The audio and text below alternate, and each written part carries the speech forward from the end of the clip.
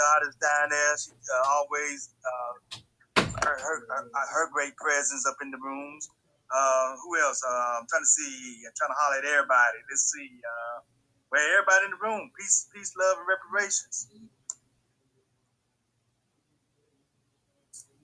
Oh yeah.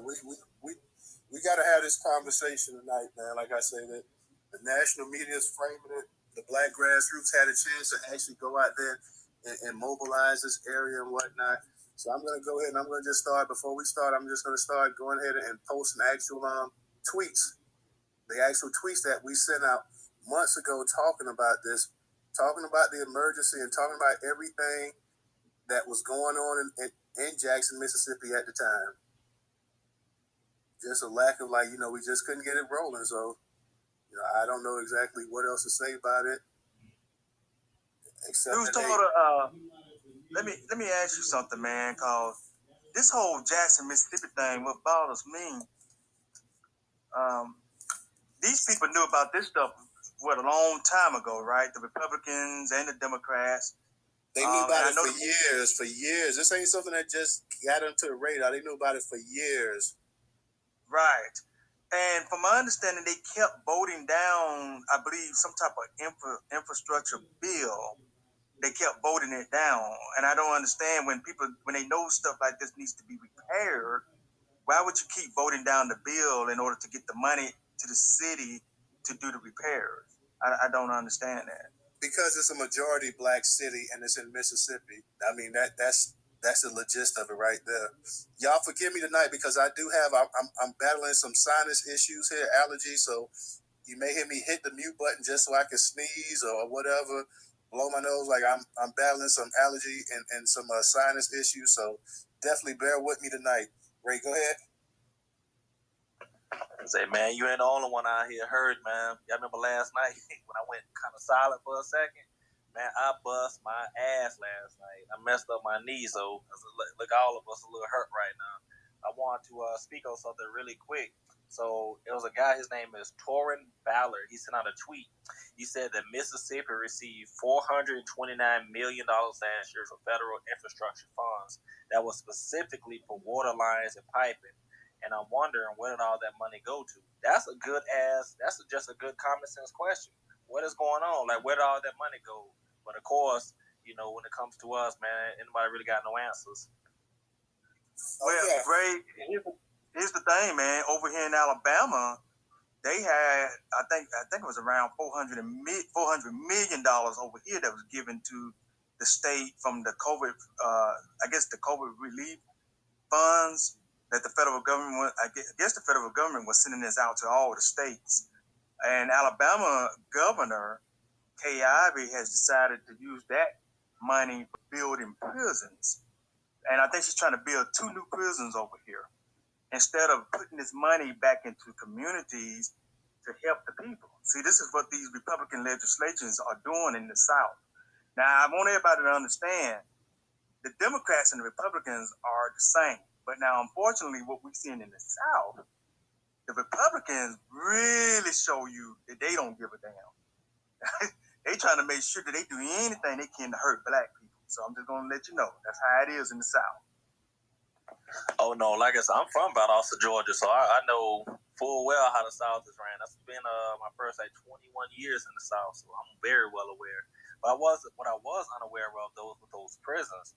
Like I've heard when it comes to like funding and stuff, like obviously you have your citizens that are free, but the prisoners are actually counted in that as a part of that that population. So when they do funding, it might be 1,000 people, but then if you got 50,000 prisoners, all of those people are counted in one and actually get funding from that.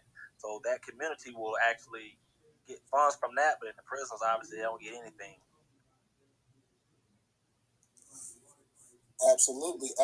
Let me just I want to just highlight this article, like I said, that last in April that we went ahead and we shared in the actual DJ. You remember how long we was talking about Jackson, Mississippi, about the water crisis there?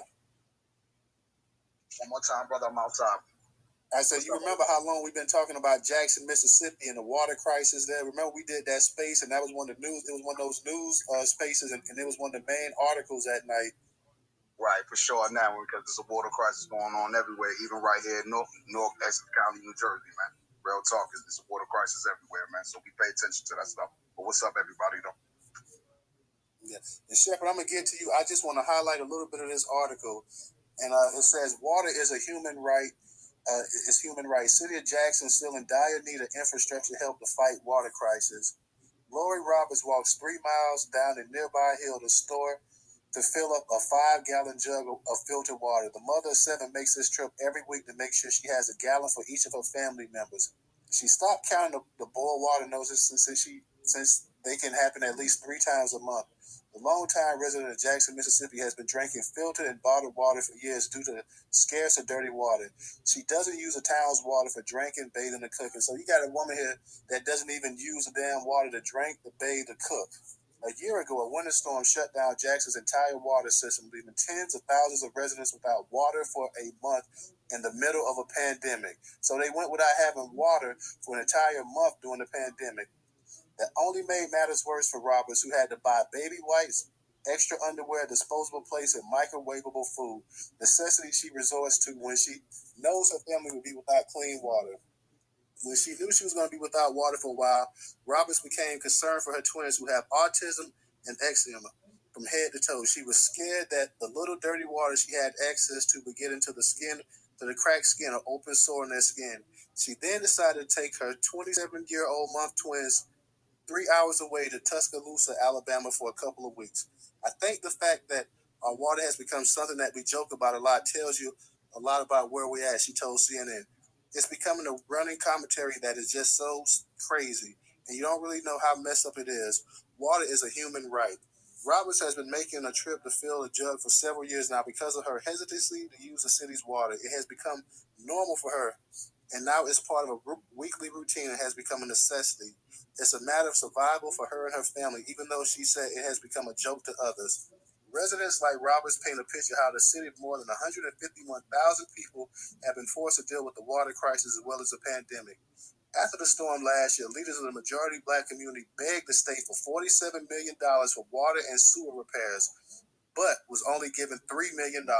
So they asked them for $47 million, got $3 million.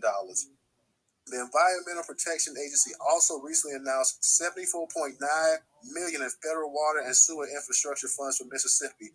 However, the mayor says it would take $2 billion to fully repair and replace the data system has too much lead in its water. So I just want to just highlight just some of that without really going all the way into detail about that article. I'll come back and I'll pinpoint certain parts of it again as well. So, Shepard, I know you had your hand up. Go ahead and unmute your mic. So I'm a Brooklyn dude, but I got We can't hear you. Princeton, North Carolina, first incorporated town, ex-slaves called Freedom Hill. Hey Shepard, Yeah. can you got us on speaker or something? Like it's an echo. Got feedback? Yeah, we having feedback. If everybody makes sure your mic is muted. How we sound now? You still sound kind of far away, and I'm hearing an echo when I talk to you. All right, so just move to somebody else. Okay, we'll come back to you. Okay, the pen and paper. Go ahead and unmute your mic. Okay, can y'all hear me? Yeah, we can hear you fine. Okay, appreciate it. First, I wanted to ask the host if it's okay that I post to the Jumbotron Cooperation Jackson's fundraiser that they're doing to aid the people in Jackson. There's grassroots groups holding fundraisers. And then I also wanted to ask a follow-up question. I just entered the space, so y'all might have already covered it and I missed it. But what grassroots groups are asking, like the ones I work with in Texas, is what can we do to help our comrades out there? So I did talk to some people. Me, myself, I did set aside a budget where I can rent a U-Haul and get water from Sam's Club and buy it in bulk. I know that's nowhere near enough, But I would like to see a collective effort from all of us, whoever can help, that we can try to address it and help Black people help each other in this. So is there like a game plan that we can all coordinate with and try to help, even though it's temporary, but just so that we can get them aid? And I'm continuing to reach out to groups. So if we can come up with a plan in here, I'm telling you, I can put a lot of energy into making it happen. If you already covered that again, I apologize. But that's one of the questions I have. No, we actually haven't. We just started the space, but that's a good idea. I mean, if there's actual organizations on the actual ground there that that's taking donations, whether it's water or money, then we need to go ahead and try to hook up with them as much as possible, as long as they're a reputable organization. We Yes, definitely sir. go ahead. I don't know if you've heard of Cooperation Jackson, but they have a long standing in Jackson, Mississippi. I can post it in the Jumbotron. Some of their postings that they do, they have done anything from literacy, opening up co-ops. They've taken like large swaths of land to do food sovereignty programs. Again, I can link their website, but I can also link their boots on the ground throughout Jackson for decades. If it's okay, if I can post it in the Jumbotron. Yeah, definitely go ahead and post it on there, and we can definitely start, tweeting that out. And we can definitely start donating to it as well too. So, like I said, anybody that's doing some positive work and is trying to help these people, whether if you want to donate water to them, because they definitely, as we see, they definitely need the water. If you don't want to donate the water, you just want to go ahead and send the cash to them, then that's not a bad idea either. I don't mind donating to them, so definitely go ahead and put that in the Jumbotron so we can definitely go ahead and try to lend our support. We need, like I said, we need to try to make this try to get this out as much as possible. Ray, go ahead and unmute your mic.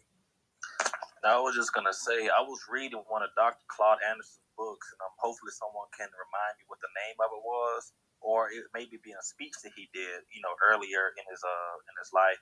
But he basically predicted all this. He said that there was going to be water shortages, and let's just be honest, family. It's not a coincidence that it's always the Black towns that have these water shortages.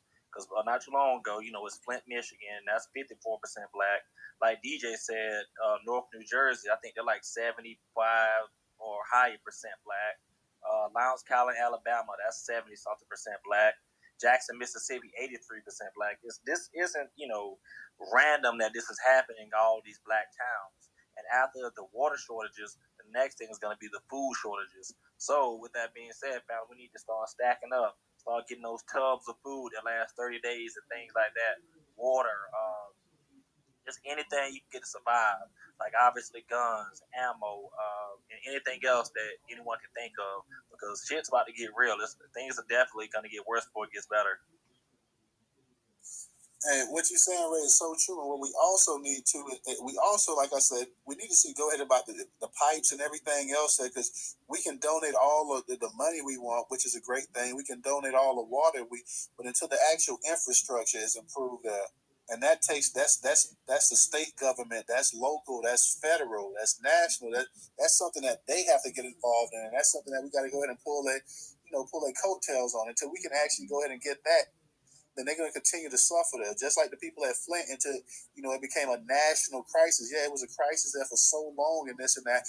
And I'm pretty sure, no matter what, like you say, all of these Black majority cities and stuff like that, we really need to start going ahead and having people actually checking the infrastructure on the type of water and whatnot's been there. Because you bet your bottom dollar that it's probably got all kind of lead and everything else that's probably not even fit to drink in a lot of these places too as well. Depend. Go ahead and unmute your mic.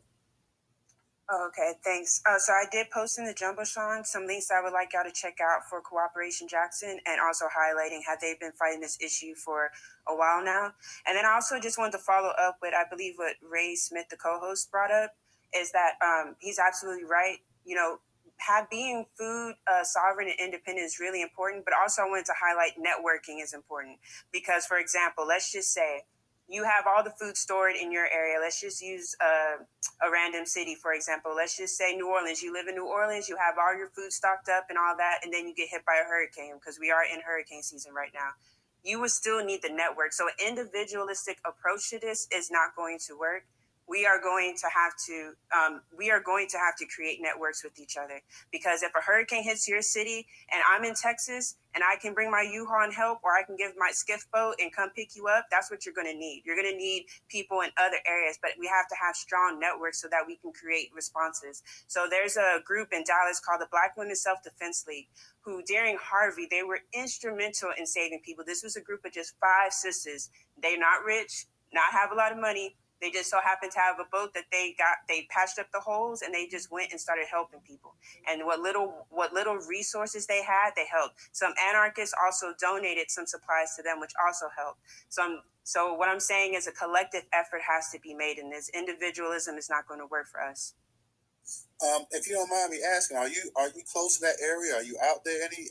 So I'm in Houston. I'm a Pan-Africanist and I'm a communist. So a lot of the times I respond to these things. I work to create food programs and food gardens, train people in street medic and to respond to so that they can aid themselves and what to do. I also, like I said, I respond to different areas. I help create aid. I do self-defense classes and weapons training. I also do hand-to-hand combat training and boxing. I do a lot of this shit. So it's not a brag. I just want y'all to know that y'all have a comrade in me. So if you need help, I will do any and everything and commit all my resources to helping. And I have a good experience with organizing these things and getting boots on the ground and getting the work done. So I would hope this space is dedicated to help out Jackson, not just Jackson, because as the winter's coming, Texas Power Grid cannot handle that shit. So I don't know if y'all heard about the freeze last year where the grid went out and people suffered. And so, like Dre Smith brought up, this is an environmental issue because a lot of Black people are concentrated in the South and along the coast, and our infrastructure is not up to code, nowhere near it. That is literally going to take like outside help because this country is not going to do it for us. We are in a great situation where as hurricane season approaches and the earth is getting hotter and the Gulf is hotter, as the Gulf is hotter, your hurricanes become stronger. So that increases the potentials for even more flooding and destruction from wind damage and from water damage. And then also too, you have the increase in flooding in areas that didn't flood before. So this is going to be an ongoing issue that we can't tackle alone, and creating networks, especially now, is very important, but I'm telling you, we can do it. And I don't want to hog up too much time, but if we can strategize here, I think it's really incredibly important. Also, working with grassroots. I'm going to add this space with grassroots tags. I know they're busy, so they might not be able to come, but I want to add this space so that they can know that y'all are willing to help and strategize. So if they come in here from boots on the ground and tell you exactly what's happening, exactly what we need, we can strategize and meet their needs. Okay, thank you. Definitely appreciate it. And keep up. I mean, you sound like you're really into the actual struggle out there. And like you say, I know about Texas is different than the rest of the country because you guys have your own power grid where everybody else, is on the same power grid. You guys have your own power grid, so that definitely makes things definitely very tricky with that situation there. DJ, hold it down 1 second. I'll be right back. I know Ray, you got your hand up, Professor. So I'll be right back. You guys hold it down just for a second for me. And the best, bro. Ray, you the call, so it's up to you if you want Professor to go. And what's good, fellas? How y'all doing? What's up, everybody? Yeah. Go ahead, Professor. You had your hand up before I did, brother. Thank you, Ray. Look, I got a question for you and for DJ, man, and everybody else in the room too, of course.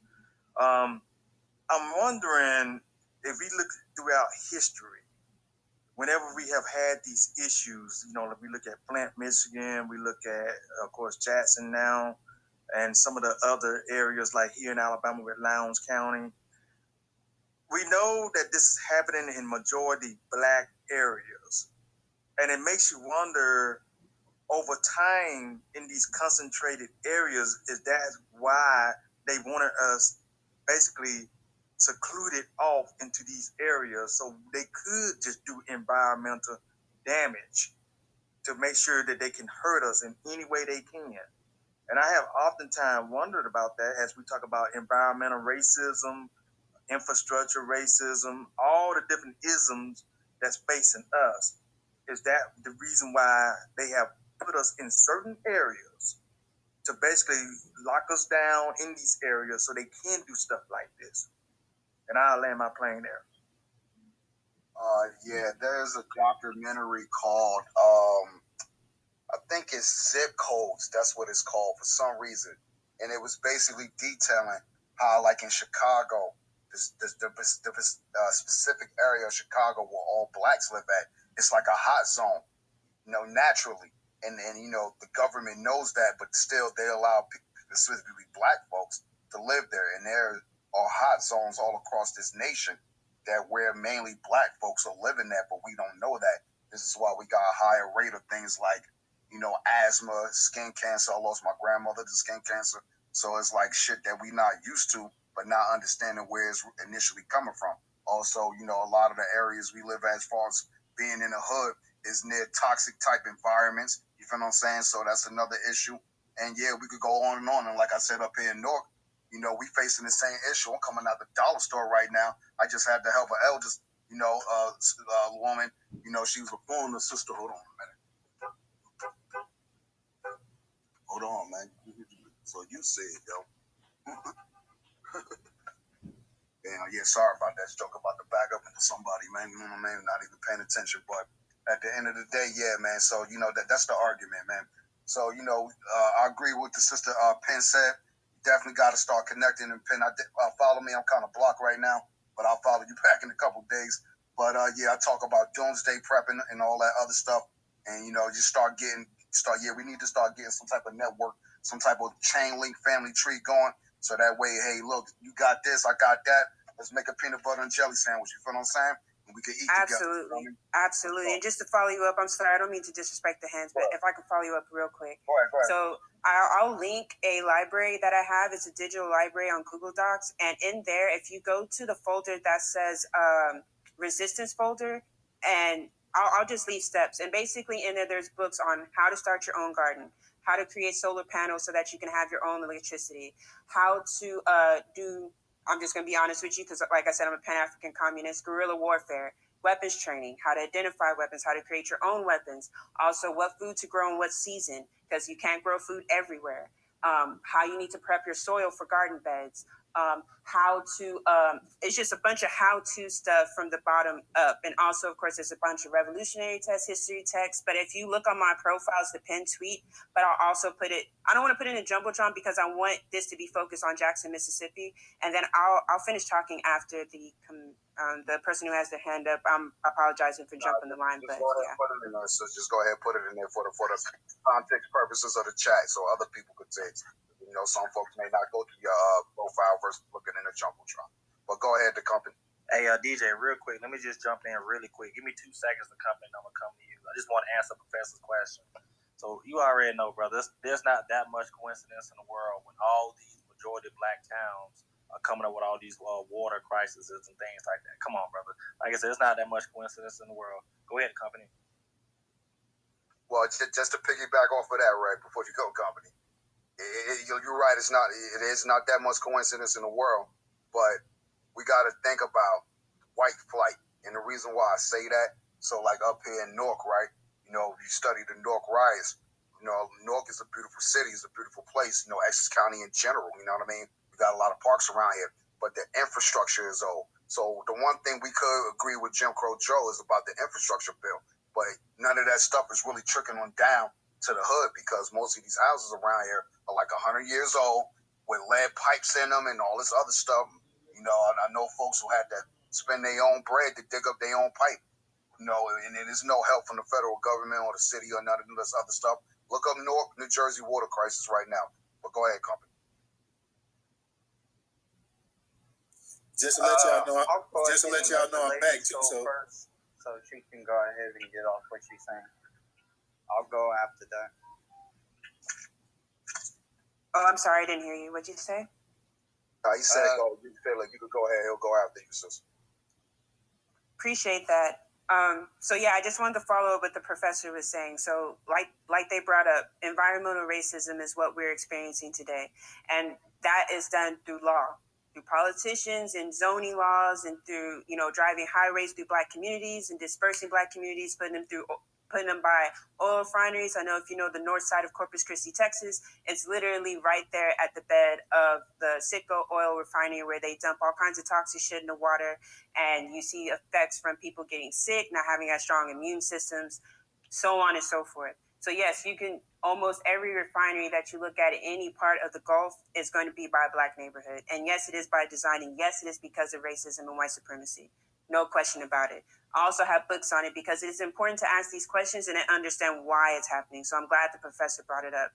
I'll answer those questions and we can have that talk. I just ask that we also use this time, because there's a lot of people in the space, to follow it up with solutions. Like, one thing I wanted to follow it up with, and then I'll try not to take up too much space, is that even though we have our issues, the institutions that we have currently in place, we need to reclaim those institutions. So yes, we have problems with our churches and what they're done, but it is a resource. We can reclaim it and use it for our benefit. The churches right now we should be going to the churches, talking to our preacher like, hey man, our community gives y'all money every week. We want that money to go towards giving resource to Jackson, Mississippi, to make sure they have water.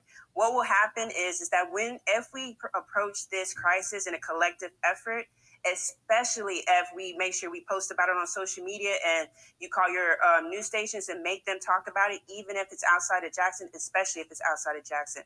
What happens is all eyes will be on Jackson, Mississippi, and see how Black folks got together and faced a crisis and did for self. What happens is that creates a ripple effect. Now everyone's going to start looking at their community and the way in which they're targeted by white supremacy and say, hey, we saw Black people respond to Jackson. We can respond to this shit in our community. And we can build a network off this. I'm telling you, this is a pivotal moment, and we can use this to actually create a solution that will have a ripple effect that can lead to certain change. And I'll stop there. Before you go, Company, I want to say this. Everything you said, I agree with. That's why months ago we tried to go ahead and we tried to get this message out about what's going on in Jackson, Mississippi. And it's true, we need to get the church involved. We also need to get our politicians involved and stuff like that. People that's actually running. You have organizations like the Urban League, the NAACP. None of them got put on blast. And none of them are saying anything. Now they're going to say something because now this is major coverage. Now CBS is talking about it. And to be fair, back in April, this was curated on a Newstoter platform. It came from CNN. So CNN is a huge platform. CNN said something. They didn't make a big thing out of it, but they said it. Being part of a smaller media outlet, we went ahead and we tried to put it out there for our people. So while we say we talk about the people in church, we talk about the politicians, this and that, people on Twitter saw this, and I think it got something like 22 retweets. We can't always talk about white people this, white people that when it's right in our lap. We had a chance to go ahead and push this, and like I said, if you're looking at Jumbotron to the far right, you have tweets that I was talking about trying to get people to do stuff. I was talking about Jackson, Mississippi being a predominantly Black city and whatnot. Trying to mobilize our people just on a simple fact, just to go ahead and spread the word, spread the message that, hey, there's something foul going on in this city right here. Nobody gives a damn. This is around the same time as well, too, because I put it on blast. They were talking about Jackson, Mississippi needs something like $2 billion to go ahead and get the water system and everything up to date. At the same time, Joe Biden was signing bills to Ukraine for $4, $5, $6 billion. None of our Black politicians said anything about it. None of our Black entertainers said anything about it. None of the Black people, period, that had clout to really do something, really made this a fight. Now that, like I say, it's out there, now I see people holding spaces, I see people talking about it, which is great. But what's going to come from that, like you said? Are we just going to sit up here and talk, or are we going to actually do something? Are we going to actually go in our wallets for those that can afford it? Not trying to shame anybody. For those that can afford it, for those who want to send water and stuff, are you going to send water to the people? But as much as our donation out of our pocket and sending bottles of water for these people to actually take a bath, like just a little bit of the story. And this is a long article, so I didn't want to go and read it all because guess what? I read it all already. I read it 4 months ago back in April. I retweeted it. I tried to get it coverage. I tried to get people to talk about it. But sometimes as Black people, we don't worry about things like that. Stuff that really, really affects the common man, we're not worried about that. So that's on us as a people. We can sit up here and we can talk about the white people, we can talk about Republicans, we can talk about Democrats, but we had a chance to actually make our say and mobilize this right here. And we just went to sleep. Now, like I said, we love the sexy thing. We love the attention. We love all of this stuff that comes with it. But when it was just something that was just going to be grunt work that you had to get down on your knees and do, we shied away from it. Now, like I say, CNN, NBC, Fox, even all of them are talking about it. All of them covering it. So now it's easy to go ahead and start talking about it. Now it's easy to go ahead and say, we're going to form this, and we're going to do this, and we're going to do that. Months on end, I was trying to get people to go ahead and do something about this. If you're not going to donate or do anything, just make it part of our conversation. And we couldn't even make it part of our conversation because we was too busy doing other things. So until we ourselves wake up and try to actually improve the betterment of our life, why should somebody else try to improve the betterment of our lives if we're not even willing to try to do something? If we're not willing to go ahead and put these people on blast and hold them accountable? These people sitting up here, they talk about Jackson, Mississippi is 82, 83% black. You know they don't give a damn about it. If it was 82, 83% white, they wouldn't have the water issues and stuff like that with sewage and all that. People got to go miles, 30, 40 minutes just to get clean drinking water. They don't even want to they don't even want to bathe. I mean, come on. And you add that and the fact that they got hit with a damn pandemic, and you got people that can't even use the damn water that they're being charged with by the city, mind you on that. They're still paying their water bills. So you're paying for you're paying for something a service that you can't even use.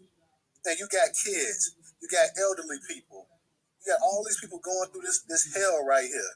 And we're sitting up there and we're not even talking about it. Now we want to talk about it. So that kind of pisses me off right there. We was trying to galvanize this thing, we was trying to push it out there because just because it was on CNN and it was curated on the platform, that means this has been going on for years. Okay, it just got into the mainstream media eye. It just got on our radar a few months ago, for those that didn't know, but it's been going on for years there.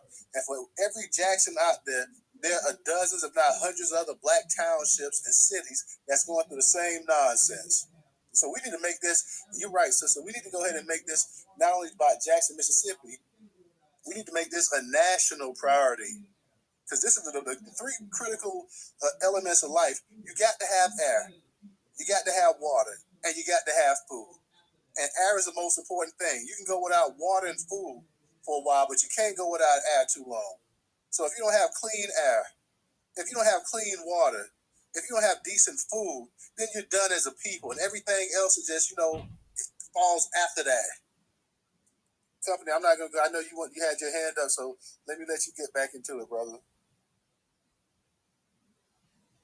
I'll sit back for a little bit because I'm trying to take this in because I came in the late space, or I came into space late. So I'll go ahead and let Pin talk, and then the Pin talk, and then after that I'll go. Pin, we're gonna get. I'll back let to Emily go because Miss Emily, she just got here and I've been talking for a while. Even though I appreciated the company, thank you. Thank you. Hi, everyone. So I'm actually from Mississippi, from Philadelphia, Mississippi. So I've been tracking this for a while. And I'm listening to all the comments and I'm listening to everything that everybody's saying. I have a friend that lives right outside of Jackson. She's retired military.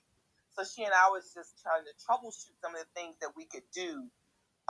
As a former social worker, I'm an action type person. We can talk about it all day, but once you talk about it, then what next? So my goal is to try to make sure that if I can send water, if I can send money, but I want to send my money somewhere to a place that I know is going to be used. I don't want to send it somewhere and somebody's going to go Louis Vuitton shopping. So if you've got a central location that we can send money to or do something, I do have a girlfriend down there, so that's boots on the ground. She owns, probably can look her up. She owns from Combat Boots to Red Bottoms. So that's a resource. And then I have a couple of cousins down there. So as far as having some contacts, I do have that. And you can email me or contact me through Twitter or however, it doesn't matter to me. But this is not the first crisis. I'm in Indiana now. It was a crisis over in East Chicago, Indiana. You're talking about Detroit. It's always something going on somewhere. And again, I come from a family that if you're not going to help yourself, why are you accusing everybody else?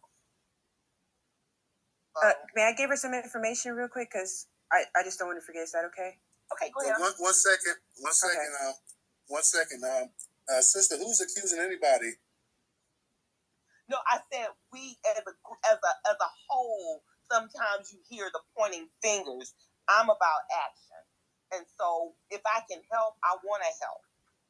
Yes, ma'am. And I can get you the resource to Cooperation Jackson, who's out there, and you can look up also on not just their website, but within that community, they have decades worth of work. So you don't have to worry about them running off with no money, nothing like that. They are principled socialists and Pan-Africanists, and they are boots on the ground and have, like I said, decades of work. And I can give you their number. I'll DM it to you.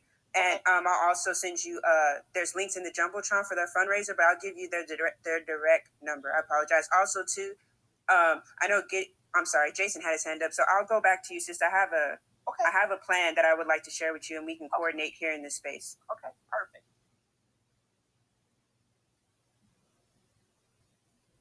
Go ahead, Jason. All right, what's up, family? Real quick, I know I got in the room late, so I probably missed a lot of great speakers that spoke on this topic. Right now, I spoke with my family in Jackson, and they're definitely impacted. And this is one of those things where we definitely got to make this we got to fill in all the blanks, all A, B, C, D. This is political. This is personal. This is all types of attacks, when it comes to our people out there in Jackson. The demographic makeup in Jackson, Mississippi is 82% black, 16% white, and then the rest other. So, we already know, for its white supremacy, they already, when it comes to like the lower demo of white people, they look down on those type of demographics of whites, that's in the trailer park and stuff like that. So we really have to make this personal, man. Like, I'm glad you having this discussion, Newstoter, where we can galvanize and organize and try to make this effective. So, whatever the ideas, that's come up with in this space, I'm down. For it's putting money, putting boots on the ground. Like I say, I have family there, so I'm definitely down, man. But we got to make this personal. And one thing that I don't want to change the subject. I was just looking at this. We got to look at this where this is how they are. They for whites and the powers that be, they look at us like, hey, they've lived under the worst conditions. They lived under the worst terms. They can handle not having water. They can handle not having air. They can handle not having the most basic necessities of life. That's how they look at this. So this is not an emergency, for the powers that be. That's why I say we got to make this A, B, C, D. We got to cross all dots and and everything, because it is what it is. So like I say, Newstoter, shout out to you for having this discussion. But I'm personally, helping my family right now, whatever ideas we come up with, man, let's organize, strategize, and just make it effective. I'm gonna just land my mic right there. Absolutely. I just wanted to let you know, brother. I just was reading on Twitter, the doggone governor just ordered a damn water truck outside of his mansion. So that should tell you everything you need to know. Exactly.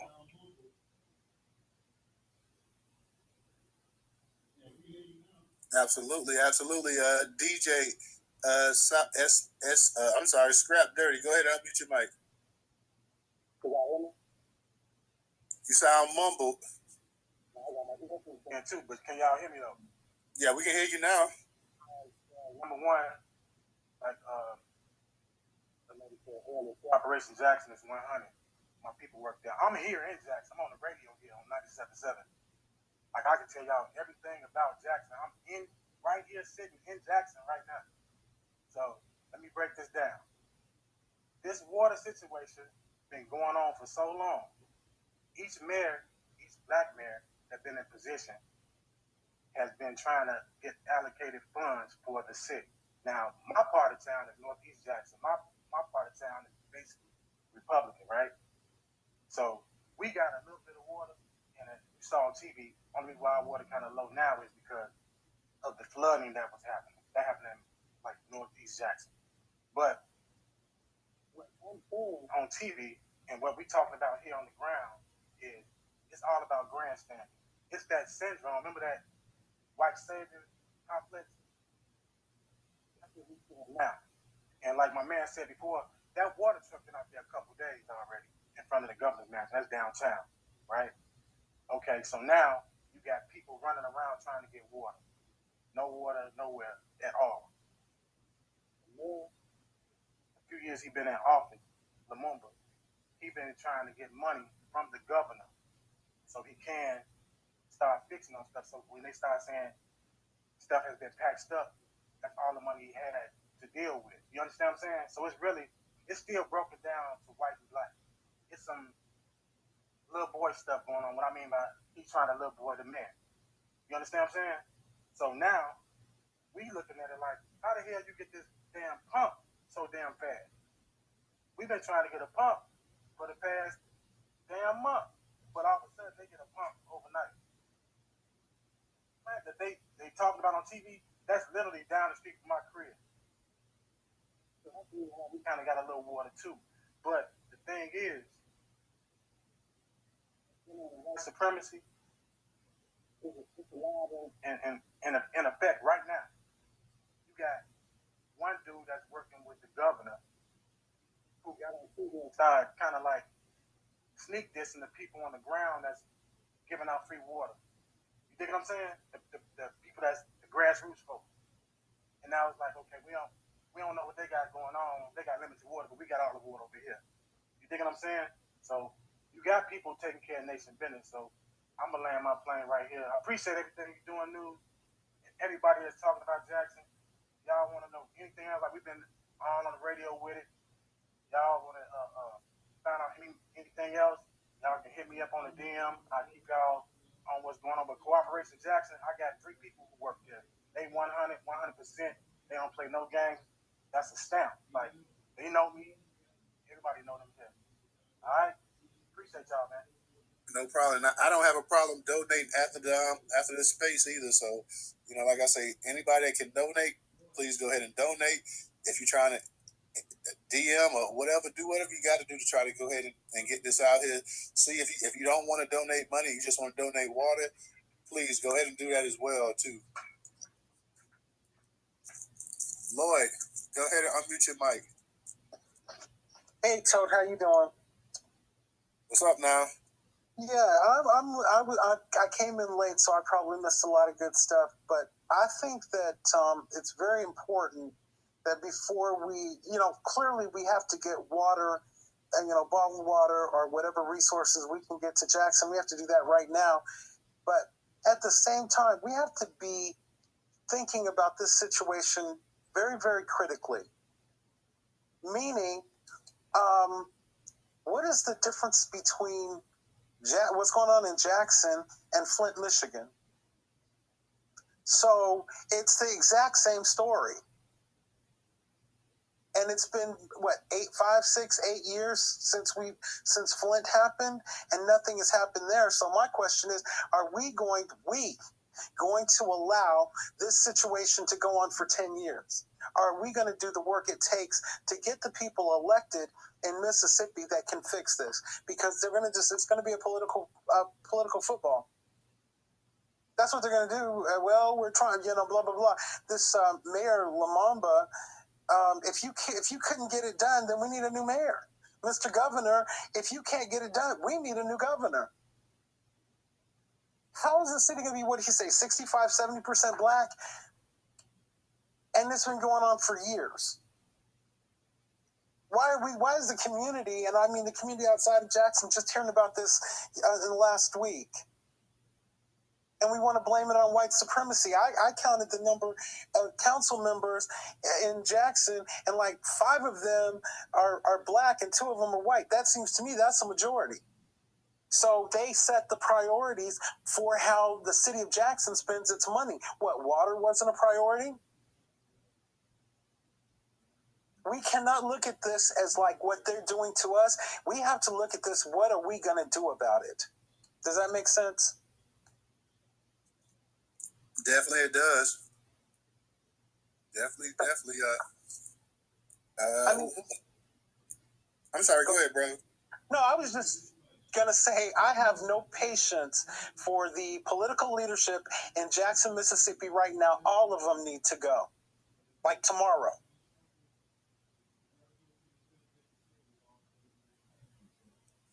I would say this much. It appears that the mayor has been trying to get funding from the state. I don't live there, so I can't say. But it appears that he's trying to do something And we got to remember too, this is Mississippi of all places in the country, so it doesn't seem like he's been too successful getting that money from, because you got to look at where we at. We're in the heart of Old Dixie. The city's 82% black. I understand that. But then 81%, leave about 5% back. So that leaves what? 73% of the people leave 5% at home to watch people's houses. And the other 73% need to be in wherever at the capital, because Jackson's the capital of Mississippi, right? So the rest of them need to not be doing nothing but standing in the governor's office talking about, give me my motherfucking water. I'm not hearing this white supremacy bullshit anymore. I'm not hearing it. This is on us. Fix it or die from thirst. What you want to do? Hey, I'm in agreement with you, bro. And like I said, we've been talking about this. We started talking about this back in April. It just didn't pick up any traction. Now we're starting to pick up some traction. But we've been on this conversation for a minute. And I should have stayed on it. That's my fault, because I tweeted out. We had a space that we mentioned. We had this report. We talked about it. I tweeted out a few times. Didn't get any response really from the people. Didn't get anything going. And I kind of left it alone. So that's my fault as well. So I'm just as much to blame as a lot of other people that did not take this story serious enough. I knew exactly what it was because we had a space and it was the lead story. So I exactly know. I know exactly. We're not going to put. When this is not about blame. This is about how do we fix it. And I would just point out to people that if you have 5 members of the city council are black and 2 are white, the last person, the radio DJ that just spoke, could have said, well, those majority vote on the city council could determine where that pump went. So it didn't have to go into the white neighborhood. They sent it to the white neighborhood. And keep in mind, they run the city. White folks don't run the city. We run the city. So why did the black people give the pump to the white side of town? Good question. Good question, brother. May I address that after Hans, please?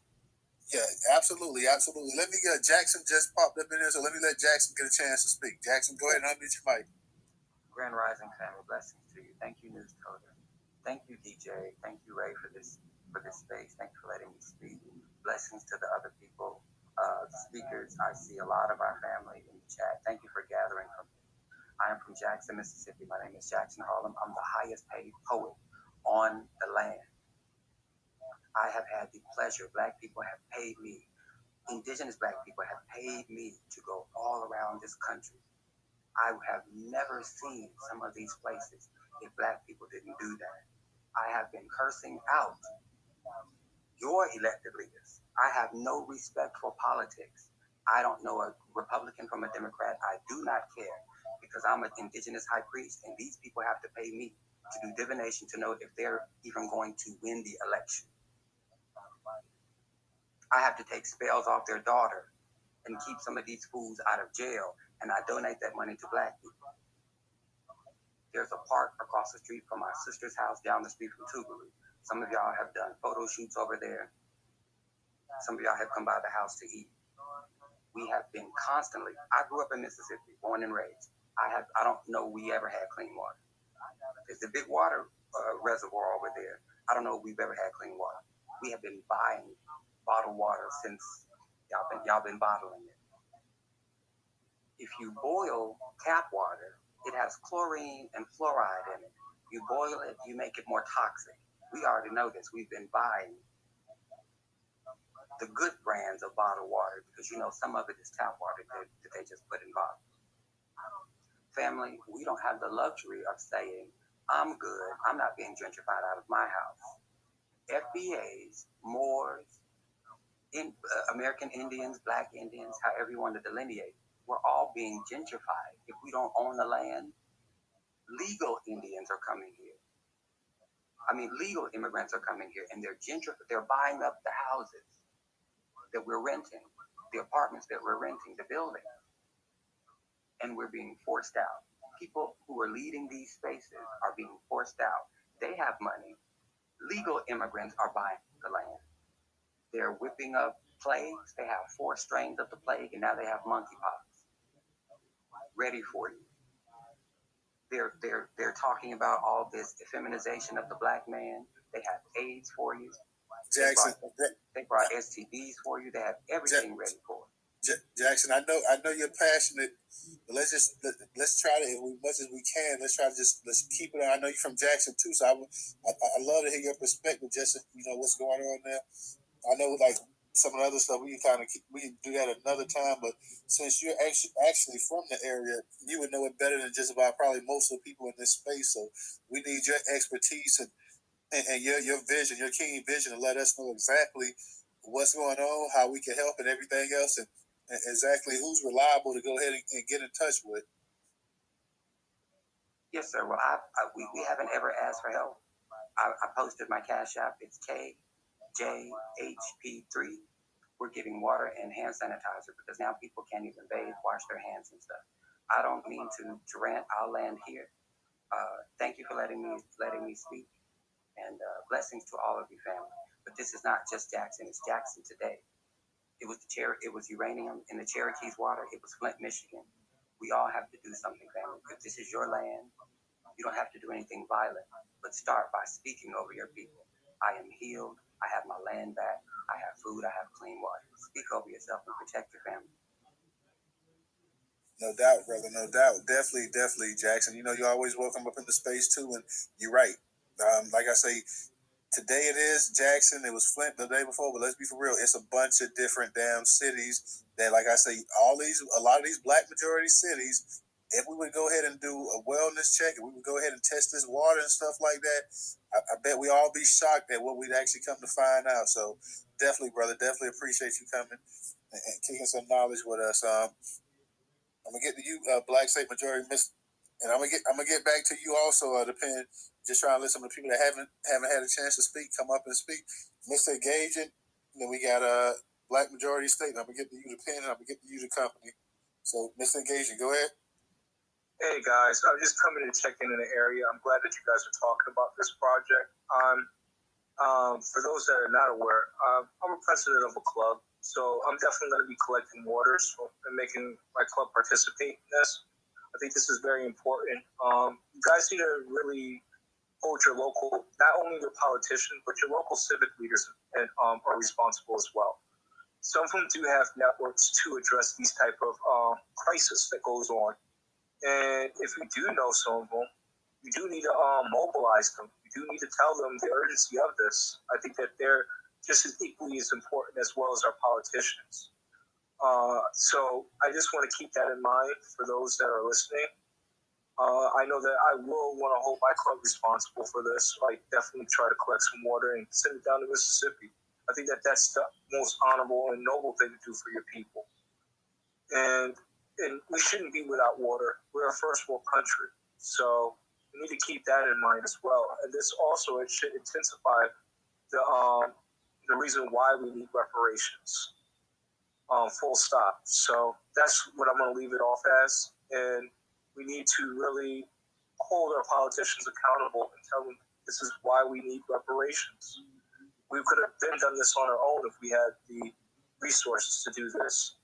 So it's not really entirely our fault, guys. It's how we respond will be our fault.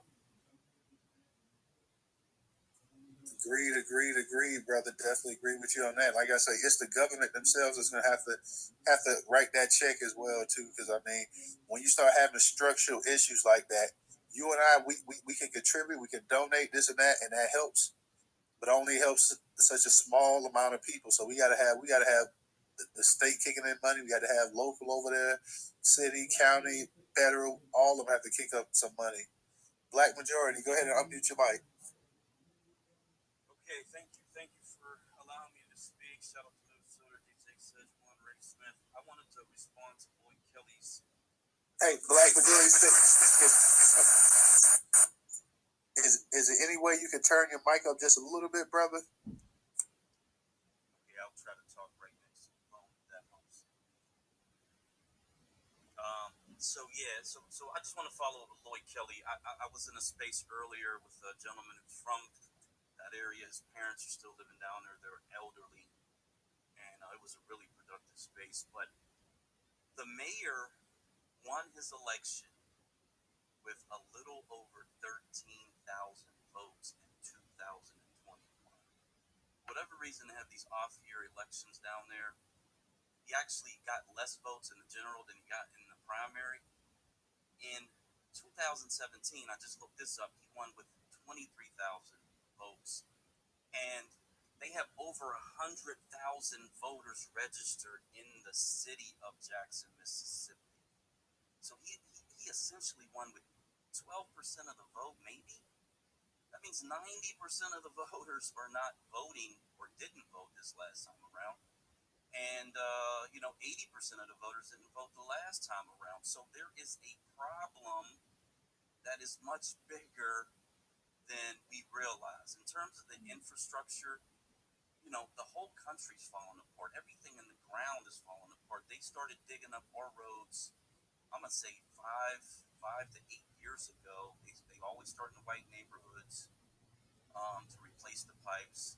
My city has higher lead levels than Flint, Michigan, but it's never reached crisis level on the national stage. So I just wanted to say that for Lloyd Kelly. I know he's right next door, essentially. That mayor is vulnerable.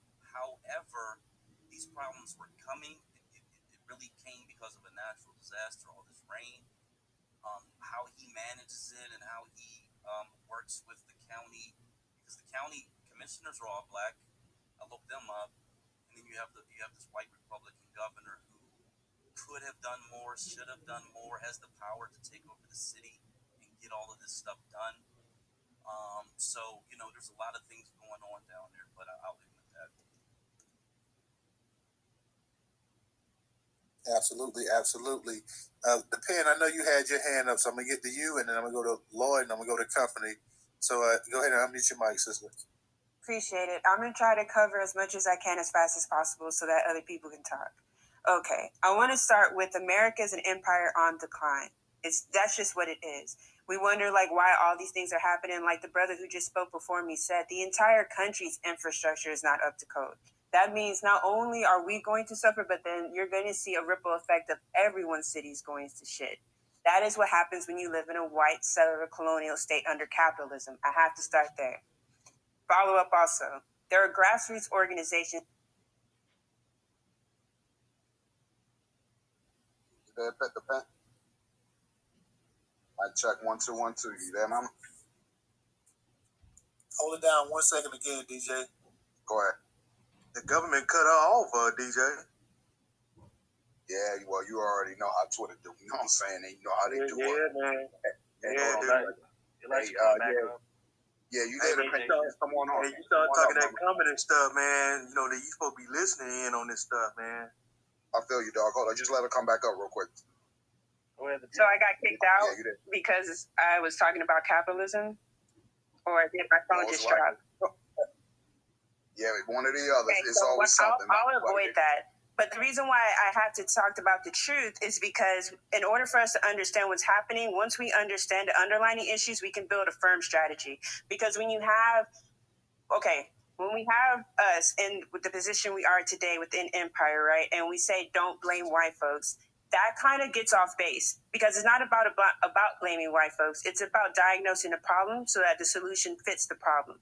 So when you understand that this is a structural issue, it's a systemic issue, that you'll know that, it's not about who you put in office most times, because what's going to happen is when that black mayor goes for funds, that cracker is going to say, fuck you, no, my people come first. And when you understand that, then you can plan accordingly. So I just want to follow it up with also, like I said, I want to follow up identifying the problems, but then a solution. Okay. So the solutions, I'm sorry, I shouldn't say solutions. I should say what I have done in the past, and maybe we can implement it here. So, like I said earlier, I have very limited funds, but I have enough to where I can do at least 3 trips to Jackson, Mississippi with a U-Haul full of water. I can do that. If people along that way from Houston, Texas to Jackson, Mississippi have a case of water they want me to pick up along the way, I can do that. DM me. If you're not comfortable giving me your address, just tell me what store you want me to meet you at. I'll meet you at that store and just put the case of water in the back of the U-Haul, and I will keep driving. If we do that, that'll help save so that everyone doesn't all have to go to Jackson. We're not wondering how to get the water. You can be like, hey, Penn, I live in this city. It's along this highway. Stop at this Kroger's, H-E-B, fries, whatever, and I'll put the case of water in there. I'll be like, cool, I'm on my way to Jackson. I can do that trips at least 3 times. I can also pick up, when I come back, I can pick up some overtime at work to put more gas in that U-Haul to do it as many times as necessary. That's just to meet an immediate need, right? So follow-up plan. If we create like a network of systems, right, working with the people there in Jackson, because we have to give autonomy to those people. We can't just sit there and describe them as people who haven't done anything for themselves, because that's not accurate and that's not true. These people have a long history of resistance, and they have been fighting, and they continue to fight. Unfortunately, as natural disasters get worse, it is going to take more than just us fighting. It's going to take a collective effort, and it won't matter how many protests you do. A hurricane can wipe out all of your work. For example, with COVID, I've taken vacation for the month of October and November because I have to backtrack all the grassroots groups I've worked with over the years, because most of them have died. Most of our elders have passed from COVID. That means the programs that they were sustaining. So one of them is a trade school that I helped start, and I teach there once a month to teach how to purify water, because I work with clarifier systems within the refineries. And one of the things you get taught is how do you purify water with all that gunk and shit, how to remove it to make it potable water and also filtered water. So I take what I learned there, I go to a community center, and I teach them of all ages who's willing to learn how to do it. And that's part of my political work, right? So I bring that up because when you do things like that, it helps people to be able to help themselves, but to understand also too that anything like a pandemic can wipe all that shit out overnight. So when you look at the current state and you say, oh, well, how come the Black people haven't done anything? I'm telling you, you're not looking at it close enough, and you haven't done enough research. Jackson, Mississippi has a long history of resistance and fighting, and we need to honor and respect that.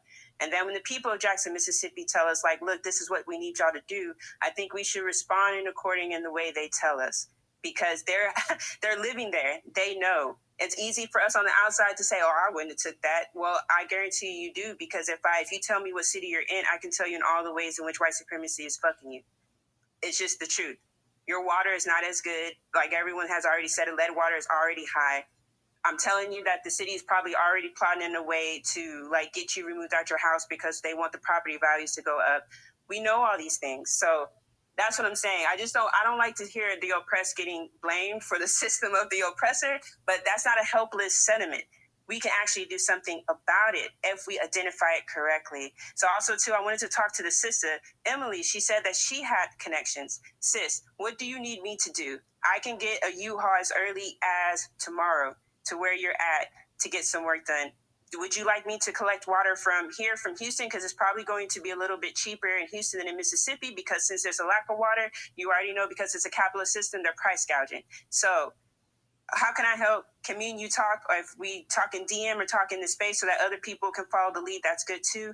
But also anyone else in Jackson, if y'all can grab a mic and tell me what you need me to do, I'm still calling groups and telling them, hey, Jackson said they want us to do A, B, and C. What can we do? Also, too, if the people of Jackson, Mississippi say they want organized protests around this, I will happily help. Like I said, I have a folder up there with the library that gives strategies on how to do effective protesting and how it's supposed to work. Again, I don't want to take up too much time, but y'all, we have a lot of people in this room. Let's strategize, right? Let's talk and let's connect and let's create a network to meet an immediate need. Water is an immediate need. You know what I mean? We can talk about how those people in Jackson ain't do shit. I'm not for that shit. I'm sorry. I'm not going to shit on the Black people like that. I'm not fucking doing it, especially when their history is so strong. So what I want to do is, like Jackson already told us, they said, hey, we have Cooperation Jackson out here. We just need supplies from outside the state because it's less expensive outside the state right now. So then how can I get it to you? Emily, if you can tell me real quick, I'll happily get it done. Can I ask you what city you're in? Houston, Texas. But I can be in any city you need me to.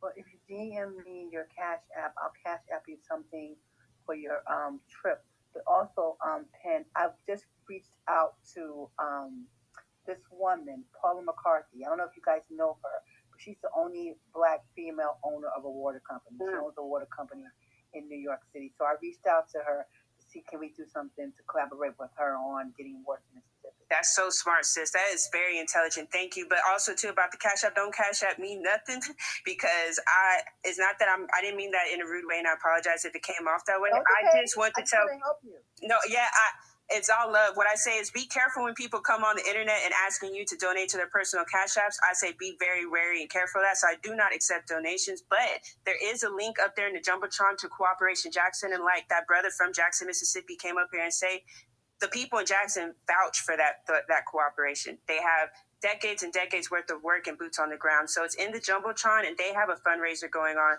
So if you donate to them, I will personally say that would help out more than giving it to me. But if anyone has cases of water or clothing or soap or sanitizer that you want me to pick up on my way to Jackson, DM me a location that you're comfortable with and I'll come by and pick it up. And for you guys I'm sorry. I'll also be transparent. I don't post pictures because I don't like all that. I don't have an Instagram or nothing. But if you donate, I'll be transparent as possible on this app and post pictures to show you my route, where I'm going, and then when it made it to its destination. That way you know for certain that whatever supplies you donated made it to where it needs to go. Definitely follow the sister and so y'all can exchange contact information. Shepherd, go ahead and unmute your mic.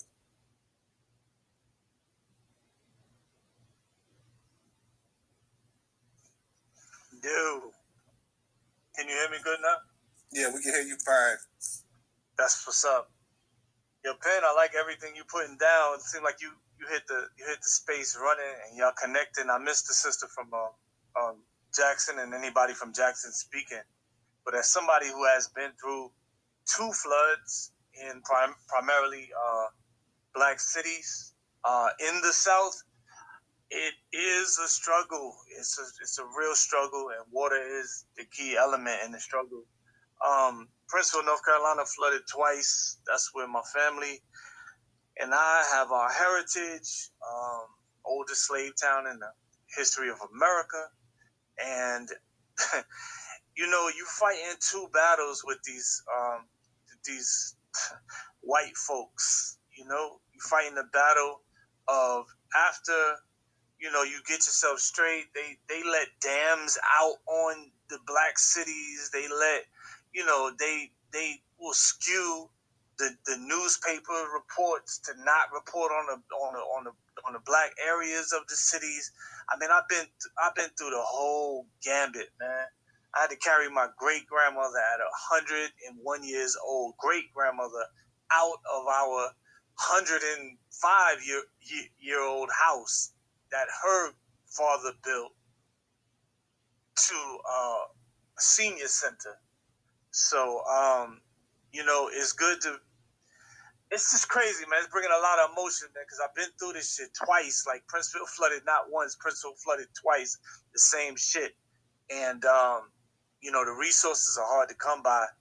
But I think, for the most part, one of the organizations that have been very, very helpful was the Episcopal Church, believe it or not. African-American towns have a long history with the AME and the regular Episcopal Church, and they have their agenda, but they have been very helpful in floods and black towns, and as far as bases and rally places you need to rally around.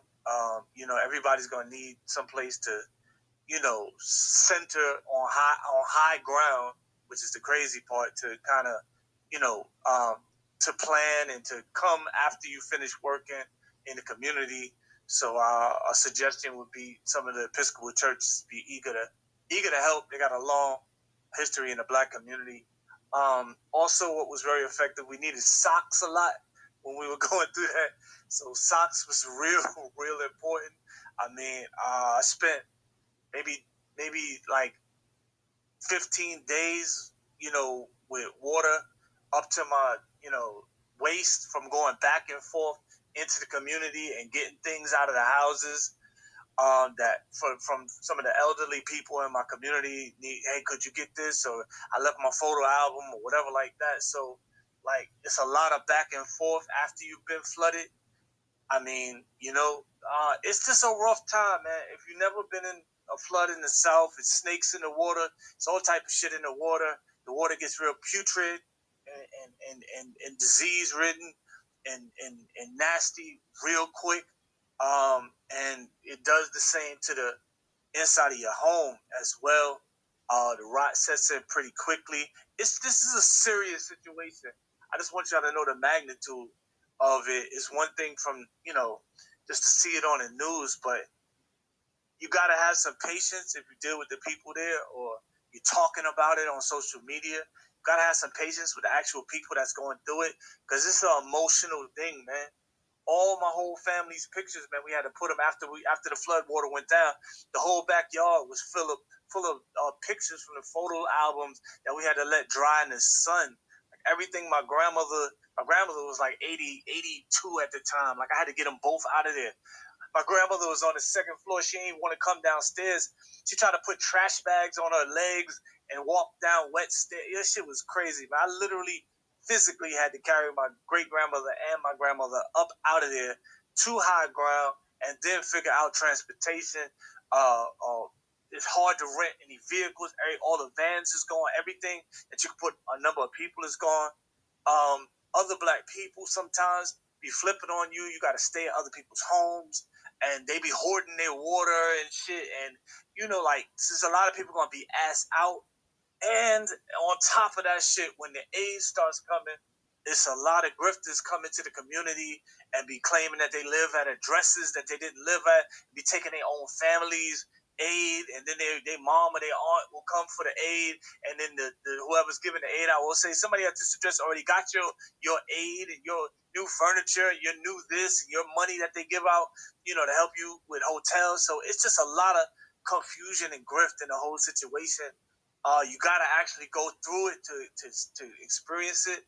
But when you have a vetted group like this Jackson group that Sister Penn is talking about, and they vet it and they for the whole community, you got to rally behind them. Believe it or not, the Amish actually came in my community. I had to run them down and find them because when they came in, it was real hard to get a hold of them. And the Amish come and forget nationality, forget religion, forget all whatever you believe about black and white, and just put yourself in a situation for a minute, man. There's no electricity, flood water's up to your fucking stomach, all your shit is flooded, and these aid groups are coming in, and you don't know what you're gonna do, and they really do come in to help you, like real, it's like on some real help, like no bullshit. The Amish helped us rebuild our home. You know what I'm saying? I had to put my grandmother in a trailer, my great grandmother in a nursing home. I mean, and I was just asked out, money running out. Like this was a while ago, money running out. There ain't no ATMs available. Shit is just a fucked up situation. So be careful speaking on it if you didn't go through it, because it's real offensive to hear people with that crabs in the barrel opinion shit. If you didn't go through it, like you really will get checked on this app for talking reckless. So that's all I got to say. Sister Penn is legit, man. I fuck with her, and just if y'all really trying to link up or something, man, just keep the information flowing so other people could tap in. Peace. All right, appreciate that, Shepherd. Judge Sarah, go ahead and unmute your mic. You know what? I want to ask a question, you guys, because I came a little later on and people were talking. What I want to know specifically, someone was saying that the water was routed to the white neighborhood. Did I hear that properly? I may have missed that one. I'm not entirely sure, man. Somebody from Mississippi was got it. Or do we not know? Your phone went out. Ask that question again. So what I want to understand is, you guys know me. I'm building a Black Party, and my position is America has broken a promise to Black people. And what I am doing is I am documenting when Black people are being treated differently from white people. So I want to know the specifics about the situation. Is it apparent that Black neighborhoods are being neglected while the white middle class neighborhoods are not being neglected? Is that what's occurring in this area? Because I heard someone say they routed the word to the white neighborhood. So that's a real hard question to answer because nobody works in a water waste sewage plant, and then once those type of plants get underwater and the whole water system is affected, it's very difficult to reroute water to just a white neighborhood because it's one central waste plant that once that's compromised, it's no rerouting, nothing. So I would highly doubt that just from being experienced that. But I think what that sister might have heard, is that a water truck was taken to the governor's mansions like days ago while the rest of the people didn't have access to water. I think that might have been. I can see that. Because what I want to see, what I want to understand is, are Black people being neglected purposely? And you guys, I get real emotional about that. As Black people, we know what it is, right? Are they being neglected? Can we demonstrate that they are being neglected? That's what I'm trying to get at. So may I answer her question? What you heard was the simple fact that what you heard was Black people were being neglected in favor of whites. He said the water pumps were taken to the white neighborhoods, and that the Black City Council, whose majority voted for that. So you are correct. And the simple fact that the city is 82% Black, and they had these kind of issues with the water that's been going on for years, which is well documented. Well, yeah, Black people have definitely been taken advantage just as much as they were in Flint. So the answer is definitely a resounding yes. Exactly. Even before the water trucks got sent to the white governor's mansion, the answer would still be yes. But then I would also say, since you're doing the great work of documenting all this, Cooperation Jackson has also the resources to tell you exactly when it happened, dates, all of that, people involved, who signed what paperwork, all of that. Like literally, they have been doing the work for so long, for decades. Get with them so that way you can get you can keep record like you're doing. That makes a lot of sense also because a lot of the Black politicians live in the white neighborhoods, so we're classifying them white neighborhoods when it's a majority Black population, but the Black politicians live in the wealthier neighborhoods, so that them water pumps will be taken to their areas too. Right, exactly. So I can, Sister Judge, I can give you a number to Cooperation Jackson so you can talk to individuals so they can give you all the information you need to. I'll go ahead and take that. You ready? Yeah, I'm gonna DM it to you. Go ahead. Hey, if you can go ahead and put that number. If you don't mind, you can also put it in the space right here. Let everybody know, just in case. Yeah. So if it doesn't matter if they're actually putting in the work and they're actually helping people, then go ahead and put it in there. Whatever, some of the people they're gonna that haven't heard of them, they're gonna probably want to vet them themselves and just check on their background and whatnot. But definitely go ahead and put it in not a jumbotron, but you can just repeat it right now and say it if you don't mind. Yeah, let me pull up on my contacts real quick. Hold on. Y'all can take other people's hands while I pull it up. Sorry. Well, I want to continue to say I appreciate everything you're doing, Penn. And honestly, I followed you. If you need money, whatever, hit me up. I got you. And again, I want to say to the room, because what I think Black people don't realize is what our struggle is and how to get to where we need to go. Someone said something about reparation, and I just recently got involved and started researching. And I'm telling y'all want to think I'm negative. I know how white people move. I understand politics. The young lady talk about capitalism. This is a capitalist society, and it's about survival of the fittest. Okay? In terms of reparation, like California's doing something. I read the report. That's bullshit. That is a carrot that they're dangling to ensure that the Democratic Party gets reelected. So Governor Newsom wants to be a president. He knows that Black people are disenchanted with Biden. So he is dangling a carrot saying, here, maybe we're going to try to give you reparations. They're not trying to give us any money. And in order for us to get what we're supposed to have, we have to actively, cohesively request the money. And the situation with Jackson is a good example. All we have to demonstrate, because judges are not going to do this, needs to be constitutional. If we demonstrate that this area, 82% Black people, at the areas where there's not white people, if they're not suffering in the same way, because like I said, I am documenting that we're not equal. According to the 14th Amendment, we're supposed to be the same and equal, and I am showing that we are not. I'm sorry, I got the number for y'all. Right now, the people are like, how do I get my clothes dry? How do I get dry clothes? It's really just about chaos right now, not like political or what, anything else like that right now. It's really, and this is from my personal experience with my family. It's about how much can I salvage? How can I get my car or do I even have a car right now or transportation? How can I get dry clothes? It's about survival right now, just for right now. Where's my next meal coming from? Where is the food at? And then you have a lot of people looting right now, not looting, just commandeering survival and necessity, right? I put it like that, because it's not looting. Absolutely. So right now, it's about survival. Hey, everybody in the room, one moment, please. We're gonna get back. We got a couple hands, so let us get to these hands, and then we're gonna go ahead and we'll go ahead and we'll come back to you guys. Nora, did you want me to get the number though? Oh yeah, I'm sorry. Go ahead. Go ahead and put a number. I'm sorry. Go ahead. So Cooperation Jackson number 601-355-7224. That's 601-355-7224. And we're gonna get back to you guys as well too. So Nora, just go ahead and unmute your mic. Hey, I'm listening. I hope it's not loud. I'm in the backyard gardening.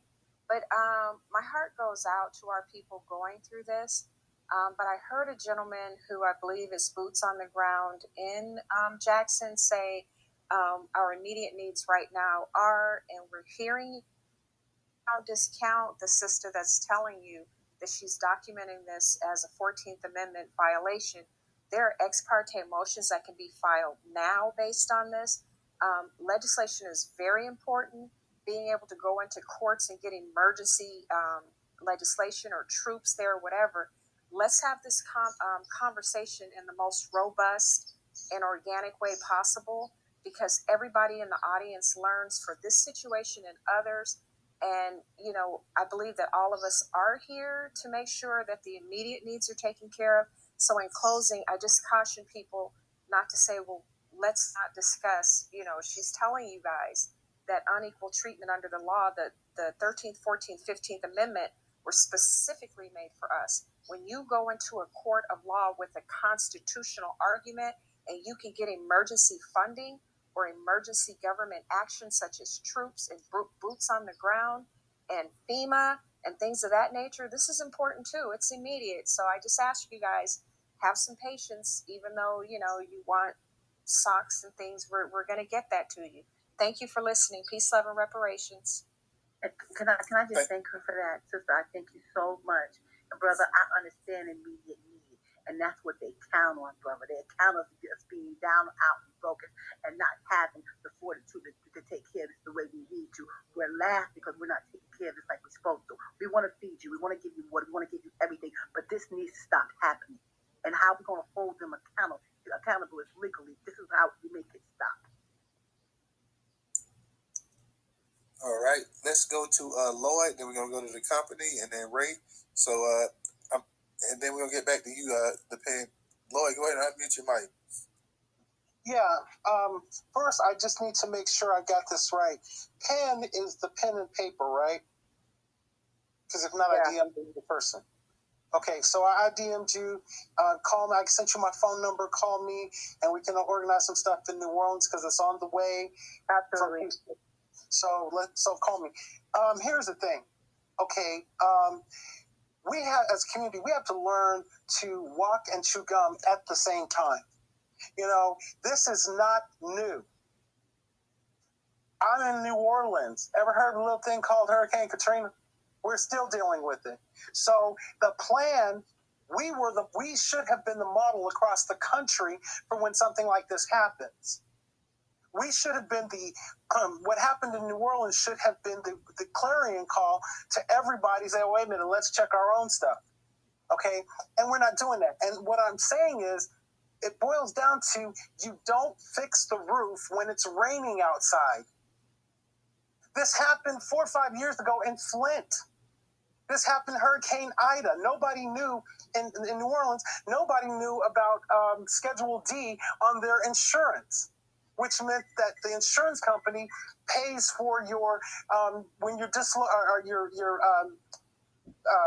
you have to evacuate, your insurance company is supposed to pay for that. People down here didn't know about it. So we have to, what I'm saying is, we have to learn to walk and chew gum at the same time. Penn is all on, let's get them water, get them food, get them whatever they need. Yes, tell me what you need me to do, and that's your lane. I'll make sure that I do my part. Our other lane has got to be to hold the people that can make the change accountable to make the change. We can't say that, well, people, they did this to them because they did this to the black mayor. And I'm not picking on him. I'm not. I'm saying we have to change our mindset and the way that we approach these things, or else we're going to continue to get the same result. So why hasn't he called in the country? When Katrina happened, Ray got on television and said, Mr. President, bring your ass down here now. And that got him what he needed. What has this man said nationally about what's going on in Jackson? What is any black mayor saying nationally about what's going on? These are the people that are the policy makers. The city council makes the laws. You and I don't. They do. I want to know why they haven't made the laws already. They set the priority for the budget. So if your people are going to die from thirst, sanitation can kill you, and a priority in the budget is not fixing the pipes, that's a problem. That's a problem. And we need to address all of this at the same time. So maybe we need to hold another space about the political side of it, another space, what can we do to get the absolute things that people need today, and then maybe another one for next steps. I don't know. I'm simply saying all of it has to be discussed and put together so that we come out of this and it stops happening, because we do know there's going to be another hurricane somewhere, and it's going to be New Orleans is going to have another hurricane, and this 59% black city is going to be devastated one more time. We had to live for a month without electricity last year. A month. The police didn't even have electricity for a week. Fire department didn't have electricity for a week. And yet, we lived through Hurricane Katrina, so that system wasn't fixed in 15 years. Okay, I'll land. I know I'm railing. Go ahead. No problem, brother. Let's go to the company. Okay. Thank you, Newstoter, DJ Ray, for blessing me with the mic and being able to come into the space and speak. Shout out to everybody with your intelligent ideas. There's a lot of intelligent minds in this room. Let's bring it all together. Correct me if I'm wrong, okay? At any time, I don't care. You know, if I'm wrong, I'm wrong. This mayor of Mississippi, right? He's of African descent, from what I understand.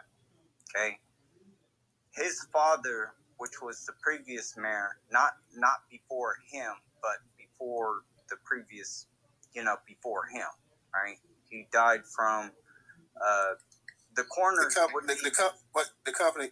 I believe that the mayor, even though he has an African name, I believe that he may be Black American, but nonetheless, we talking about Jackson, Mississippi, which I'm sure the bulk of the people there are Black Americans. Like it, so just to clarify that point, that I believe the mayor may have, his father, they may have changed their name back in the 70s, because I believe that they're actually Black Americans, but nonetheless, when we talk about Jackson, Mississippi, Harder Dixon, whatnot, I'm pretty sure the bulk, if not 70 to 80% of those people, got to be Black Americans. So he chose to be a Democrat, or be put up there as a Democrat, whatever it is that he thought he was doing and stuff, and the governor's using him as a goat, right? We already know that the crisis is so bad that this guy won't be able to fix it. One suggestion that I have, I took a science class not too long ago, chemistry, but you can take the water that's diluted, that's polluted, all the other stuff, and you can, if you make like hydrogen generators, and I'm talking about large ones, or you use the process of coagulation, you can separate all that garbage from the water. But you're talking about getting to the root of the problem. Like if you wanted to fix the problem, the Mississippi, it goes up from the north down to the south. So you would have to build these facilities up north to be able to concentrate that water, to be able to clean it out so that people can use it. But, also from my understanding, that the water comes from beneath your feet. It doesn't really come from, the water that comes from the Mississippi River.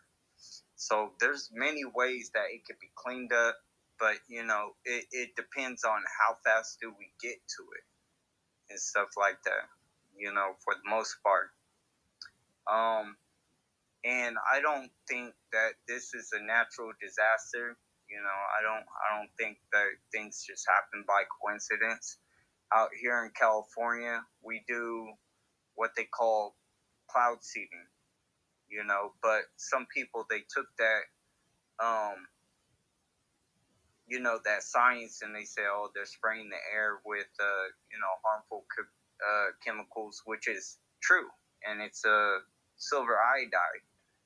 And what silver iodide does is it attracts water molecules to itself so you could produce clouds. But when you do that, what ends up happening is you're taking all the moisture out of the air and you're using it, relatively fast, that, you create warming when you take the water out of the air to create clouds, and then it drops the water. This is something that they learned from the ancients and stuff, like the Native Americans. When they would go on the top of the mountains, as high as they can go, they would take the silver, they would put it in a fire, and they would take a blanket and they would let it release up into air to I'm gonna say what everybody's thinking, nigga. But let me. All right, I know that had to be you, Shepard. I know, brother, because I'm going to get ready to have him, kind of land the plane. But don't do that again, bro. Come on now. Nobody did that to you. Let's show some respect here. Hey, the company, let's go ahead and kind of wrap this up in about 45 seconds. I'll try to make it quick. So when they do this cloud seeding, when you see these airplanes above your head and they're making these large lines, if you watch it long enough, they spread out into clouds and stuff like that. That's part of cloud seeding. But like I said, it changes the environment of the whole area, and you have unnatural things that happen. So, and this is man-made. These are things that people need to be aware of. What's going on? That technology, creating rain and all the other stuff, that's been around for thousands of years. It's nothing new. But they took it in a way and they pushed it to where, we're having these climate problems because, all they want is water and stuff like that. That's all I got to say. And I land my plane at that point. Appreciate it. Ray, go ahead and unmute your mic, bro.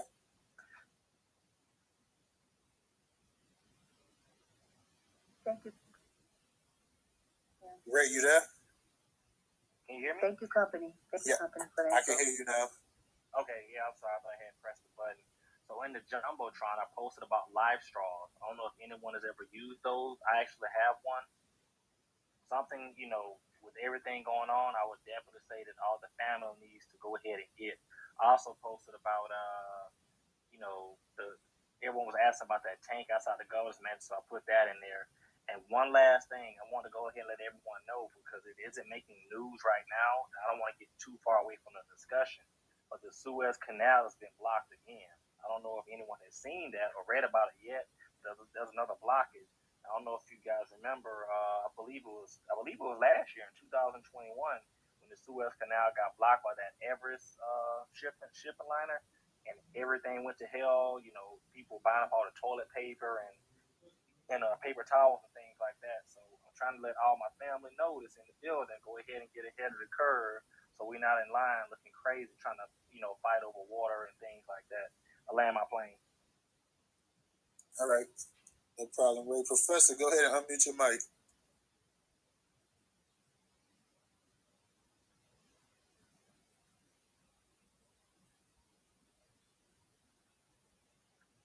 Yeah, thank you again, Newstoter. And once again, man, great space, because this is definitely an issue that we need to stay on top of. I would like to get with Penn, and because I think she's doing some wonderful work. I definitely want to connect with her. I got the phone number that you put out there in the space, so thank you for putting that out there for everybody. I want y'all to understand, because I was just reading a tweet. I think it was put out by the state of Mississippi, that they're going to go ahead and go after people in regards to the tax on the student debt cancellation, in regards to what President Biden had put out about the student loan debt cancellation plan. Now, they're talking about that, but they're not even talking about what's going on in Jackson, Mississippi. See, if anything, they need to be trying to put all the resources towards fixing the issue in Jackson, Mississippi. But they're talking about going after people for tax on the student loan debt. So I'm letting you know, this is what you're dealing with in the South and, of course, anywhere else when you're dealing with white supremacy. Now, I understand the one gentleman said that we need to stop talking about white supremacy, but unfortunately, it is a part of it, especially because whoever controls the money and who has the power and who's in the decision-making positions, which is majority white people who control the money and are in those power-making decisions to distribute the money, that's where the problem is at.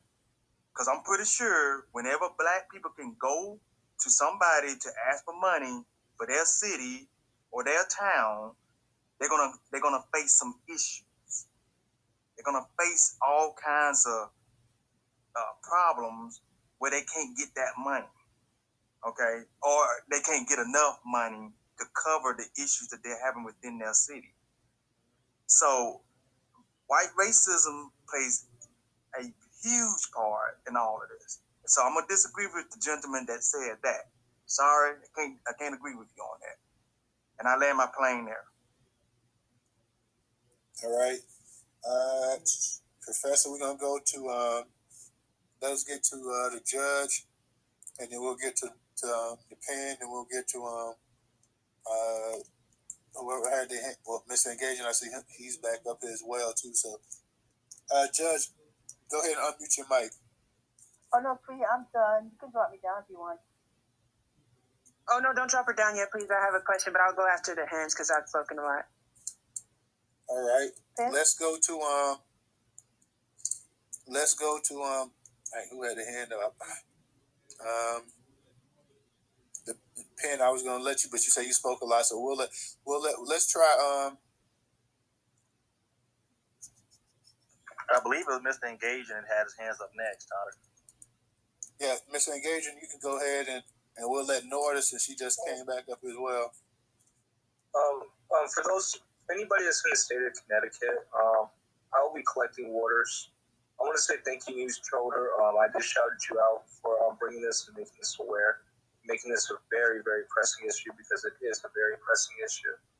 I definitely think it's for our civic community to lead the charge next to our government officials. If they're not really backing this water thing, then they're not for Black American people. Just plain and short of it.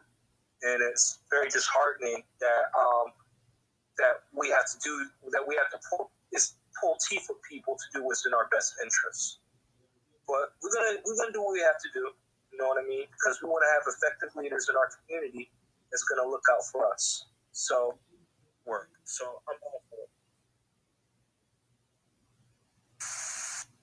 I'm sorry about that. Okay, you said that was it for you?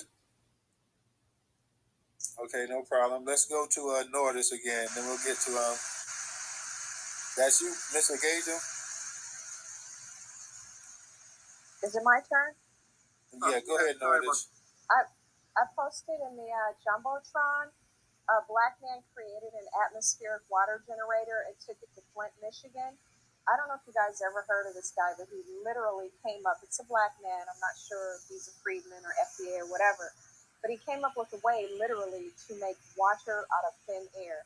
And his machine was actually sabotaged on many occasions, but he did take it to Flint, Michigan. So I don't know what came of that, but you guys may want to look into that. The people that are in the space, that are boots on the ground in Jackson, Mississippi.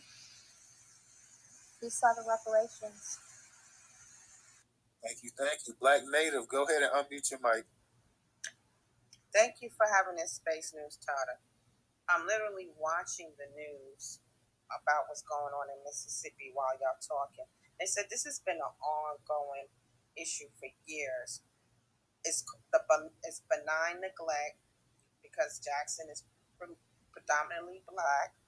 So, I mean, just like the brother said, same thing happened in Hurricane Katrina. It's the same thing all over again. They act like they don't know how to fix these problems, but they're giving our money over to Ukraine, sending $300 billion, $80 billion.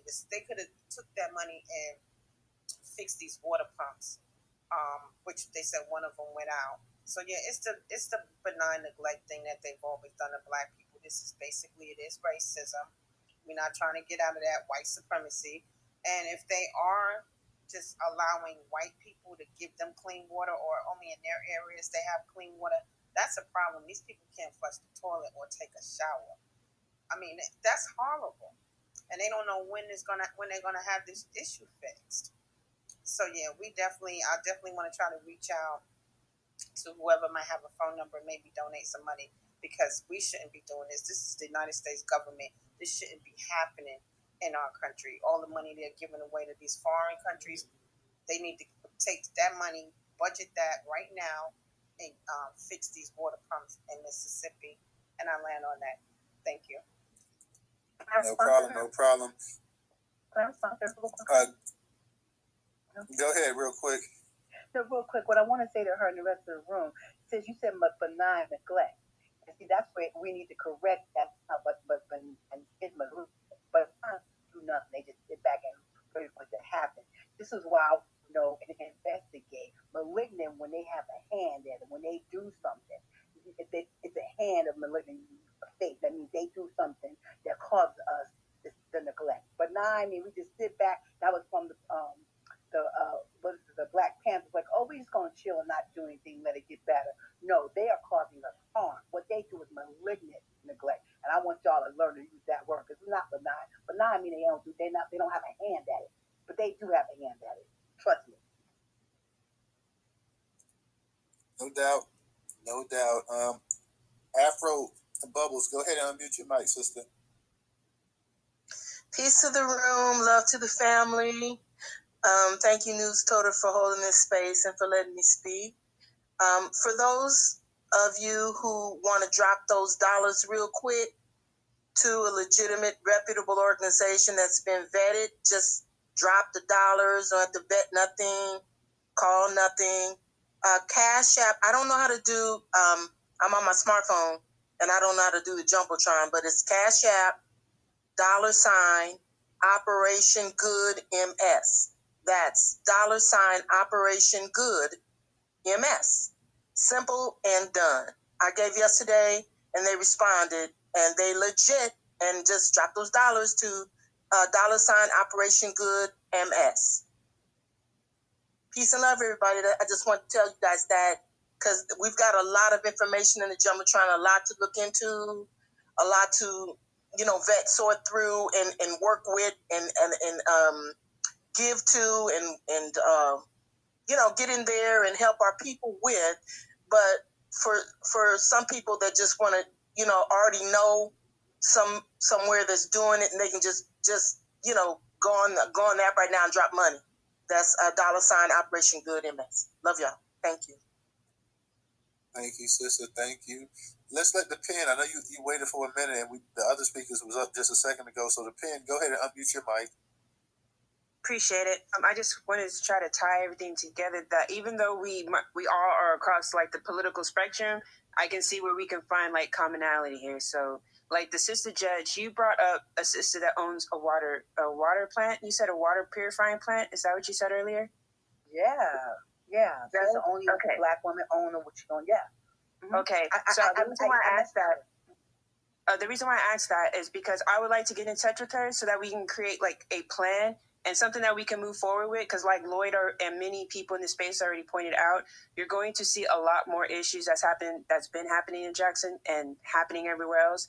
If we can create, a plan to move forward, make it free so that everyone can access it. And let's implement it somewhere so people can copy that model. I think that's a good strategy. So I got to link up with you, and if you can forward me her information, and I'll draft all that needs to be drafted, the paperwork, the strategies, the plan. Again, I work in a plant, so I work with clarifying systems and sand filters and steam jets. So I work with purifying water. I can implement that technology with it. I also work as I build pumps and build jets and build clarifiers and build rakes and all kinds So I can lend all my knowledge there, and we can actually build something. Also, too, with Lloyd, I understand what he's saying. I know we are on totally two different sides of the political spectrum, but like he said, we do have to walk and chew gum at the same time. Those difficult conversations we're going to have. If you hold that space, Lloyd, about the political side of it and the strategy going towards that, I would only ask that we all be open to like different political perspectives and that we can hold that space with respecting each other and each other's ideas. Because I'm telling you, if we collab on different things, especially if it benefits all Black people, we can make that shit happen. And he is right. We can't veer from those tough topics and those tough conversations, especially when it comes to holding people accountable. There's a multitude of ways to do it. We're not going to all agree on everything. As long as we don't sacrifice on human rights and respecting each other as Black people, and especially if we don't send to no kind of crackers, we can definitely come up with something that works and something that we can implement as soon as possible. So I would say be open to that kind of conversation. Also, I wanted to follow up with one more thing. I know the hands is up. But so while we were in this space, I just want to tell you some good news. So someone just called me and left a voicemail, and it was a church in Austin, an AME church, who just donated a pallet of water that they want me to go pick up tomorrow. Is because they were listening in this space. Spaces like this is so important, and I just wanted to bring that up. So again, I wanted to offer that someone offered to send me something through Cash App. I will not accept it. I don't accept Cash Apps because I don't want Black people to fall into any kind of fraud, scam, and shit like Shepard had brought up. This is not pointed at you, Afro. I don't want you to think that. I'm just saying that in times of crisis, a lot of times you have like grifters come through. So I myself personally don't accept Cash App. What I will do though, because I have enough saved up for the gas and the U-Haul, is that if you have a church and you decide to go to your church and say, hey, we're going to come together and get water, we got someone who will pick it up, DM me a place that you're comfortable with me picking it up, and I'll come by and pick it up and take it to Jackson. I'll take pictures every step of the way so that's full transparency so you can make sure that your supplies get to where they need to. If you have one case of water, I don't care. I'll go pick up that one case. It doesn't matter what city it is as long as it's along the route going to Mississippi. So yeah, I just wanted to encourage everyone, if you can help in any way, please do, and don't worry about the transportation. I'll find a way to get it to where it needs to go. Cooperation Jackson is a good and vetted organization. They have boots on the ground for decades. You can donate to them. The brother already came and spoke up from Jackson, and you can DM other people from Jackson and they'll vouch for them as well. But I just want to say really quickly, sister, I understand what you're saying, and I understand that, in time of crisis, there are people who are schemed. But Penn, I serve a good God. And I offer to you because I like what you do, and I have no problem with blessing you, sister. So you ain't got to. There's many people on here that know me. I don't bless many people on this Twitter space who don't even know me. Okay, because my God is good. I like what you're saying. I like what you're doing. If I bless you, ain't got to worry about me ever speaking on it or how much I gave you or anything. I like what you're doing, and people like you need to be acknowledged and honored. So it ain't no thing. You want to give me your Cash App, I got you. And nothing will be said about it. It's done. I feel you, sister, and I love you for it, but I have to follow it up because I want my people to be protected. If anyone takes your money, you question them. You hold them accountable. You ask them where that money is going, and you ask them to show receipts. I love you, sis, and I appreciate how much you love our people, but I just want to encourage people in the space. It is absolutely okay to hold people accountable, especially if you give them money on behalf of the Black community, to ask them where the fuck that money is going. And I have to show you and be transparent. I don't care if you give me one bottle of water. I will give you my number, and you have every right to call me until I pick up and harass me to ask where that bottle of water went. If I'm for Black people, I have to be held accountable, and I have to be fully transparent. And sister, I really want to link up with you about that sister with the watering plant, because we can make that happen. And if you ask anyone who's worked with me, I work on time frames and I get the shit done. I'm very effective, and I hope you trust me with that, because I want to work with you as far as connecting with that sister who has her own water treatment plant. All right, I message her. When I get a response, I'll let you know. Definitely. Lloyd, I'm not sure who was first between the Lloyd and the company, but we're gonna go ahead and let you guys go ahead. And we'll probably close the space out soon. I'm sorry tonight, guys, but my sinuses have just been just crazy tonight. So I'm trying my best to try to actually just get through it or whatever. But Lloyd or the company, I think Lloyd, you can go first, and then the company followed up. And I'm sorry. Also, if you can, depend, follow me, and I'll follow you back, and then I can keep in touch with you exactly what's going on, and see if we can also work together to try to get some supplies or something, or do donations or something going. Absolutely, I would like to work with you too, because like you said, New Orleans is like a spot that needs. So if we can get together and create programs there, I would absolutely love to do so. This is actually Newstoter that just said that, but yeah, I just want to say, like I say, follow me, I'll follow you back, and I just want to keep up to date with what's going on and whatnot, and see what else that we can do to help out as well. So, yeah, Lloyd, and this is Lloyd. A couple things I want to address. First, I sent you my phone number because I'm very much like you. I don't play, and I'm not going back and forth. We can talk on the phone, get the stuff planned and organized, and then implement and get it done. So we're there. But I want to just, you and I have never met before. I don't think you've been in a space with me, or I've been in a space with you. But everybody knows that I'm the guy that says we have to stop voting on a party and start to vote our best interests. And I'm thinking that, we're very close in line. Even though you're a communist, I'm assuming you're a communist because it's in you said that.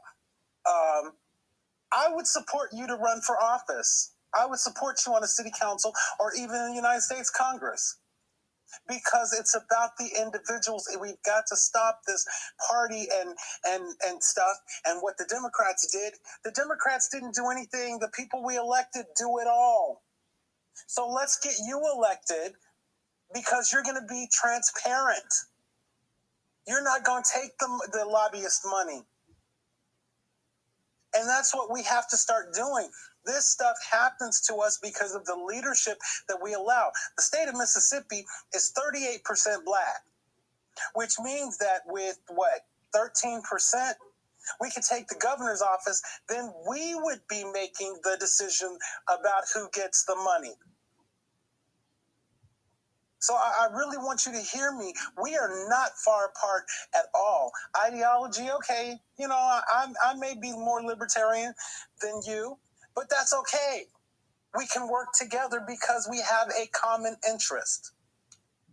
And I hope that makes sense. And I'm going to say good night, everybody. I really got to run, but thank you all. And Penn, please call me. We can talk. Absolutely. Bye, everybody. Which one is Penn so I can follow? I think it's the pen and paper. Can you say something so I can see you? The blue dot. Okay, I'm following you. Follow me back, please.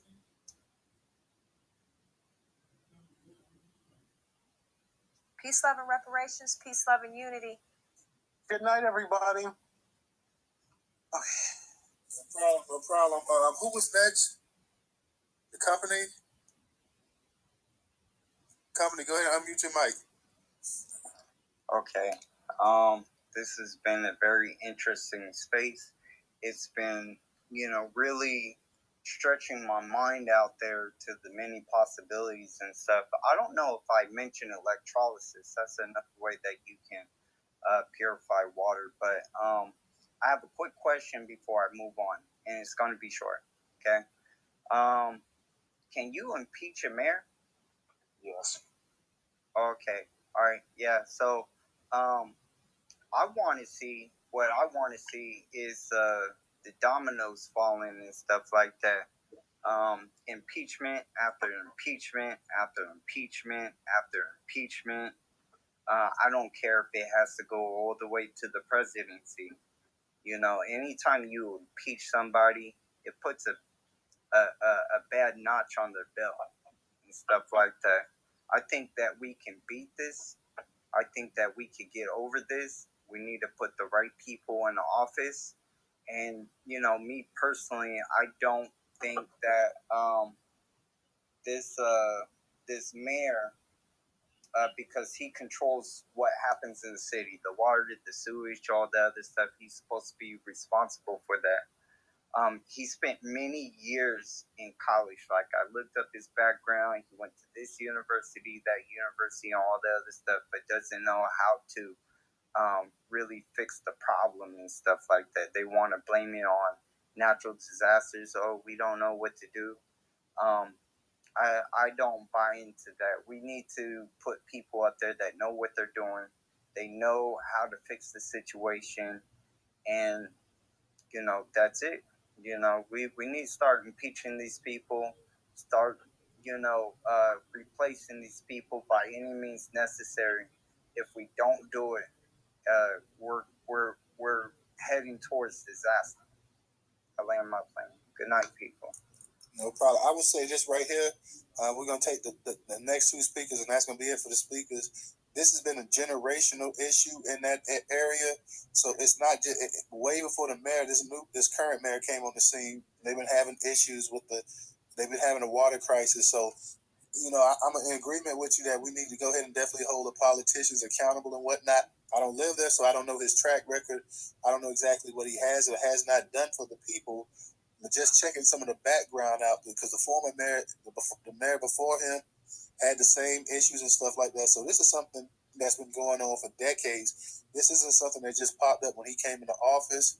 So, and then, like I say, just to cut him some slack, you also have to have the funding. The state is not giving them the funding that they need. You can't get the funding dollars from the state. So, and you're not getting it from the national government. So he may have his issues and this and that. I don't know the brother personally. I don't know his background. I don't know anything about him like that other than what I read. I would have to speak to the actual citizens that live there and see if he's a stand-up dude or he's not.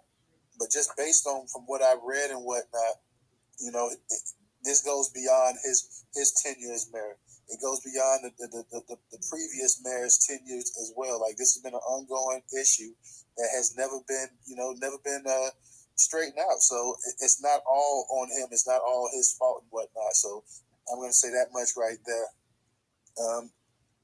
The pen, go ahead and unmute your mic.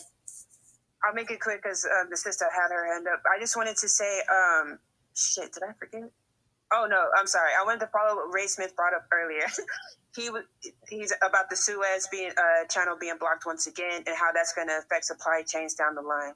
So I have seen some spaces that have been promoting Black business expos. I would ask y'all to please consider joining those spaces. I did put one in the Jumbotron. The reason why that's important is because there are Black companies that own, like, doing toilet paper, toothpaste, toothbrushes, all kinds of things. It's not just lotion. I mean, that's important too. Lotion, candles, perfumes. The reason why that's important, especially now when you're going to see the effects in supply chains, is because you need to get together with other Black businesses that can fulfill your needs when H-E-B and Walmart can't.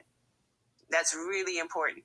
So I would encourage y'all to join some of those spaces that have Black businesses, write them down, and make it a goal. Give yourself like a year to where you say everything in my house is Black owned and Black made or from a Black business. So that's something that we're going to hold a Black business space. We just have not had the time, but we told some of our followers and stuff, we're definitely going to be holding a Black business space. So we're just still trying to put the thing together and whatnot. Shantae, go ahead and unmute your mic. You sure it's okay for me to unmute my mic? Because the only reason, first of all, give respect to the room. Hey DJ, hey Newstoter, hey everybody in the room. Hello to everybody, greetings. And I just came in. I walked in and not hearing the whole full conversation. So I don't want to be rude nor disrespectful within me having my own opinion. And then within me saying this right now, and I'm going to be quick. I don't feel like talking slow. Do. Here you go. I do not like the fact that people keep coming up here and telling us we got to vote, we got to do this. I dealt with a lot of politics. I actually ran with politicians. I did a whole bunch of other things in my life that I was not really, how can I say, I played my fucking people out. So me hearing these conversations right now, I feel like a lot of people just doing a whole bunch of fancy talking, but still not giving us what we supposed to be having. I did the background work far as putting illegal immigrants and things like that up into it. They were still in our names. They were still in our when I say this shit go deep, this shit go deeper than the fuck we think. So these little conversations that be coming up here, I'ma need y'all to stop coming up here lying. Because it's disrespectful. It's not honorable. You playing your children out, because that's what the fuck I did. I played my family out, and I disrespected y'all also. So don't come up here doing no little smooth talk. I said it. Yes, you can ask me anything right now. Because I want to be honest. What's up, Shantae? Like, I mean, they were just, you didn't, I mean, I know you said you didn't catch the whole conversation, but you had an issue. You had an issue what they were talking about with the donation, or you had an issue about... I don't know. I think it was a conversation that was held yesterday, and then I keep hearing this thing, talking points that triggers me. So maybe it's just me keep hearing something that I went through like about 10, 15, 20 years ago, and then it just keeps seeming like it's the same pattern that's happening over and over again. So it's like little talking points, and then knowing that I went through trying to help other people, thinking that it was going to help my people, and my people sitting up here sacrificing, crying, and saying that we sick and tired of it. And I was a part of that damn problem. And when we say that we getting tired of that, so when people be like, oh, y'all got to get out here, and y'all got to, we've been doing this shit forever. We was the ones that actually died and went through everything just for other people to have that. It's a lot. It's like extra built up energy from a long time, and then people keep telling you you gotta keep going on, keep doing the same dumb shit, but you don't get no results. Now the result is what we were saying was we need some action. We need our own anti-black crime bill. We need everything that we supposed to been having. We tired of fighting for everybody else. We put in enough work. It's sickening at this point. Now, when you put something back up on the table, instead of telling us to get out and vote, tell us what we're going to be receiving. I think that's the point that I'm at right now in my life. And I think everybody else should be at that point also.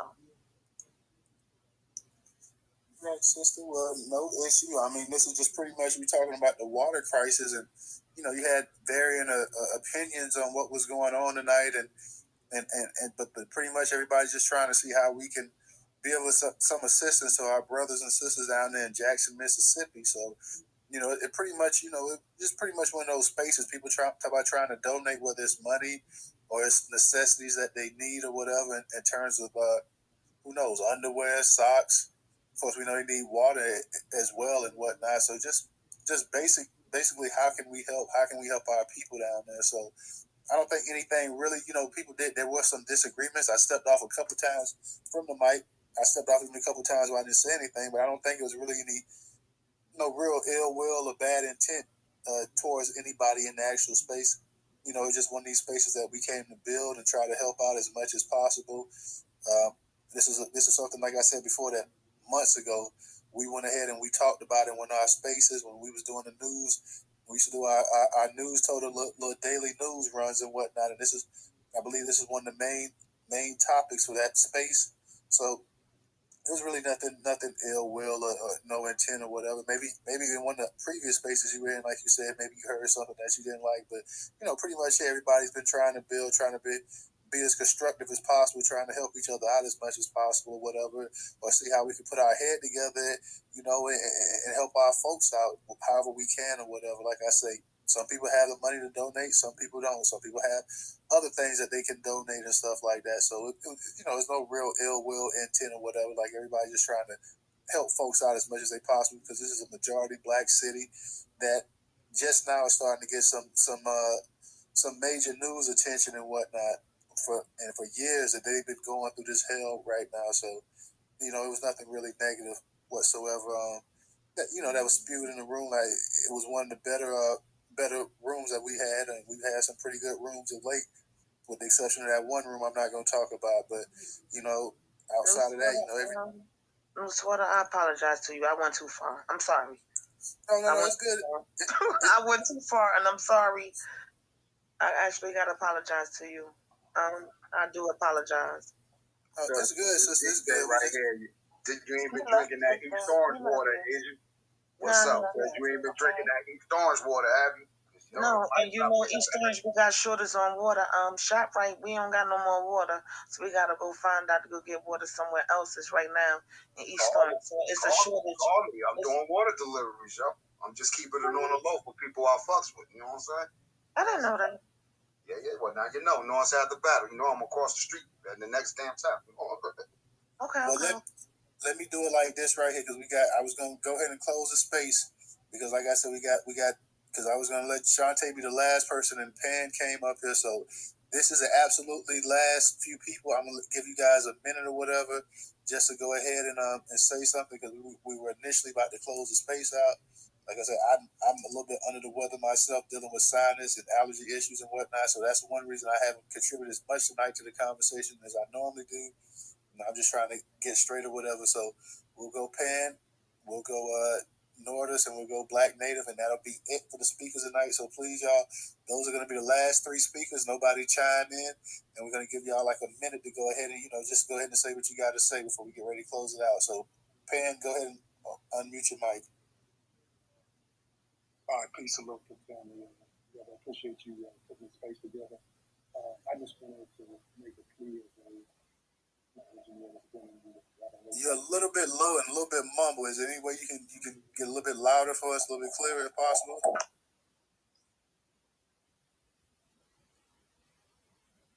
You there? Come back to him real quick. It's Black Native or Nodos if you want to go, whatever order you had to talk. How's that? Is that better? Okay, yeah, that's better. Go ahead. Okay, there you go. I've been in the wastewater industry about 20.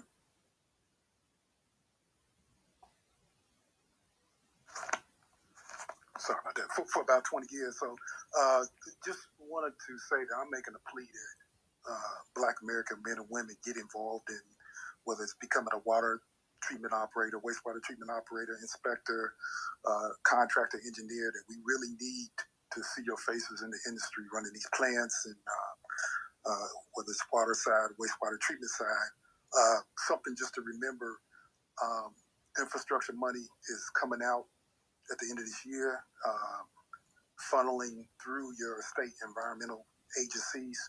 So each state's getting funding, and you need to pay attention to that to make sure that the funding's getting to your area and utility. So specifically for Mississippi, Mississippi is getting $4.4 billion over the next 5 years, which $429 million is earmarked for water and sewer. So you got to really be on top of these state agencies and making sure that this money is getting funneled to the areas that are needed in your area. And that's all I got.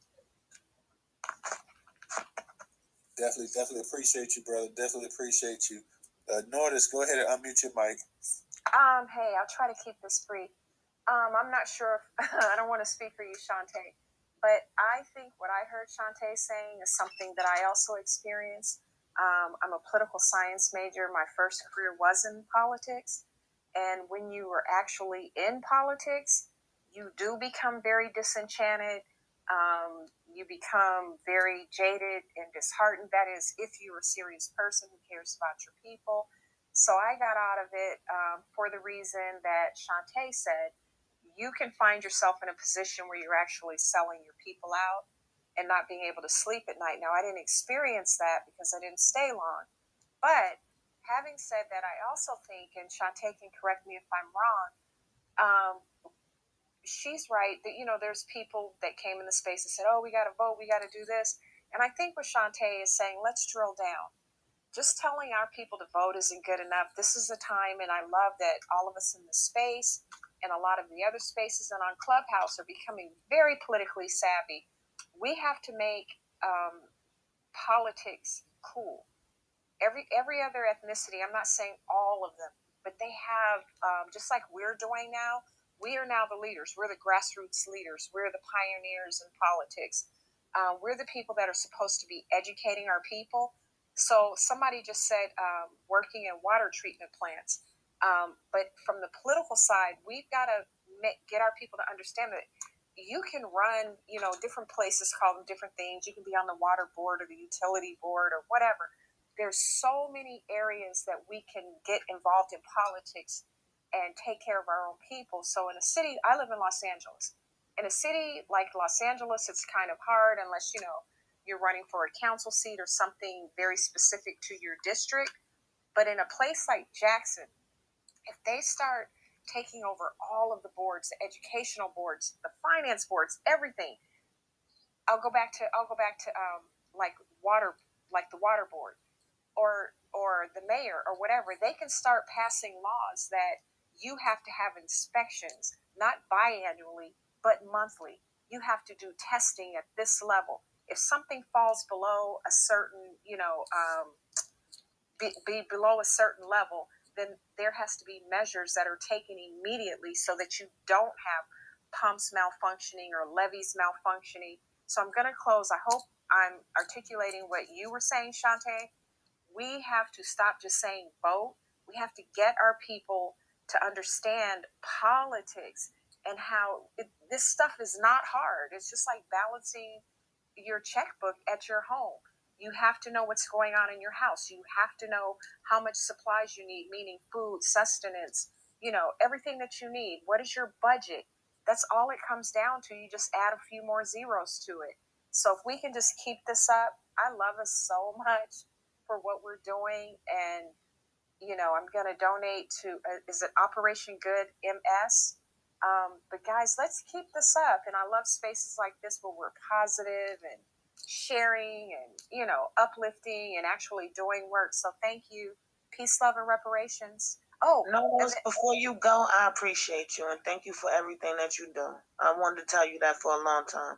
So thank you. Thank you. And then I want to pay homage to Black Majority State. What he and his team are pushing is exactly what we need to be doing, is getting a critical mass of us someplace where our votes count. When we start understanding the power of the vote and how you leverage votes, as someone in this room said, I live in California, AB 3121. The delineation bill, not AB 3121, but the delineation bill. She said there's no money attached to that. Anytime you write a bill, try to attach some funds to it. You need to have funding to fully implement and execute whatever plan it is that you're trying to have. So again, thank you. Peace, love, and reparations. Thank you, Shantae. Love you. Okay. Black Native, you'll be our last speaker for the night.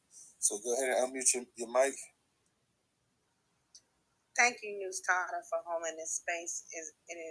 We definitely need to have these conversations, especially when we have disasters hitting our people mainly. I was saying that, thinking about the babies, like people have brand new babies. They can't give them clean water. They give them bottled water. They can't bathe them. This is the whole thing of just, I can't even imagine not being able to wash or take a bath. That's devastating.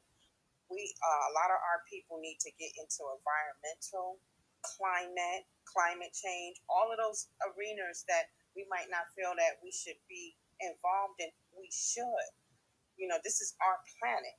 So we should care about our planet just like they claim they care about it, which they really don't because they've been destroying it since they've been here. But we should get more into environmental agriculture. My son is an engineer. I was telling him to get in this space because he's a structural, nuclear science and structural. He does both. So hopefully, I don't know, maybe he might be able to go down there and help or do something because this is uncalled for. You know, I'm tired of seeing our people losing. I'm tired of seeing us always struggling, like Shantae was saying. It's worn out. We're worn. They're wearing us the hell out right now. And, you know, I just want us to be able to move forward, you know, get our reparations and, you know, and live comfortably. We shouldn't always have to be suffering all the damn time. So, and I'll land on that. And thank you for allowing me to speak. Thank you for holding this space. And peace and reparations. No doubt. Thank you, sister, for speaking. Ray, DJ, I'm going to let you guys go ahead and get a final word in before we go ahead and close it out for the night.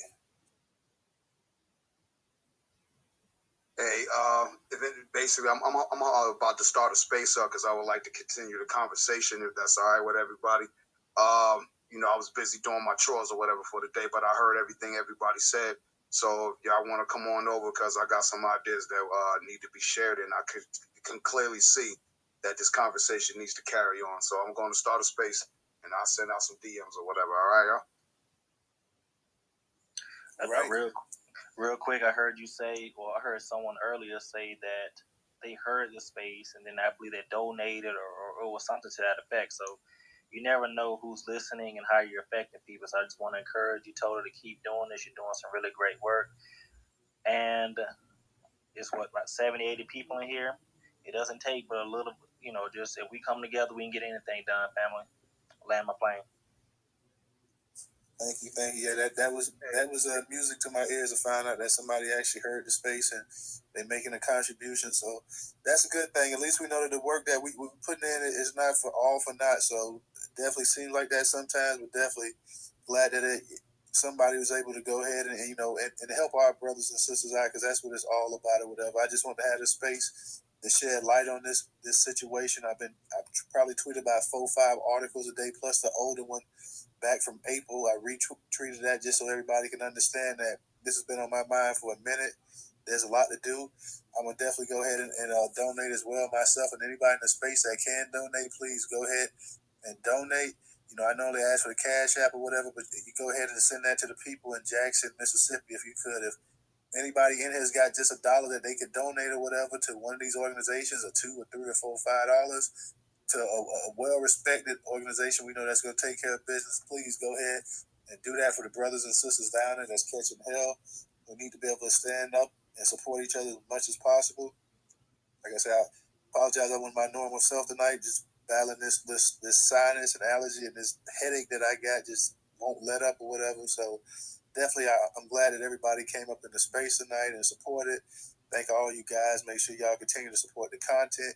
You know, we always going to put out massive amounts of content daily. So make sure that y'all visit Newstoter.com daily, the largest curator of Black news today in America.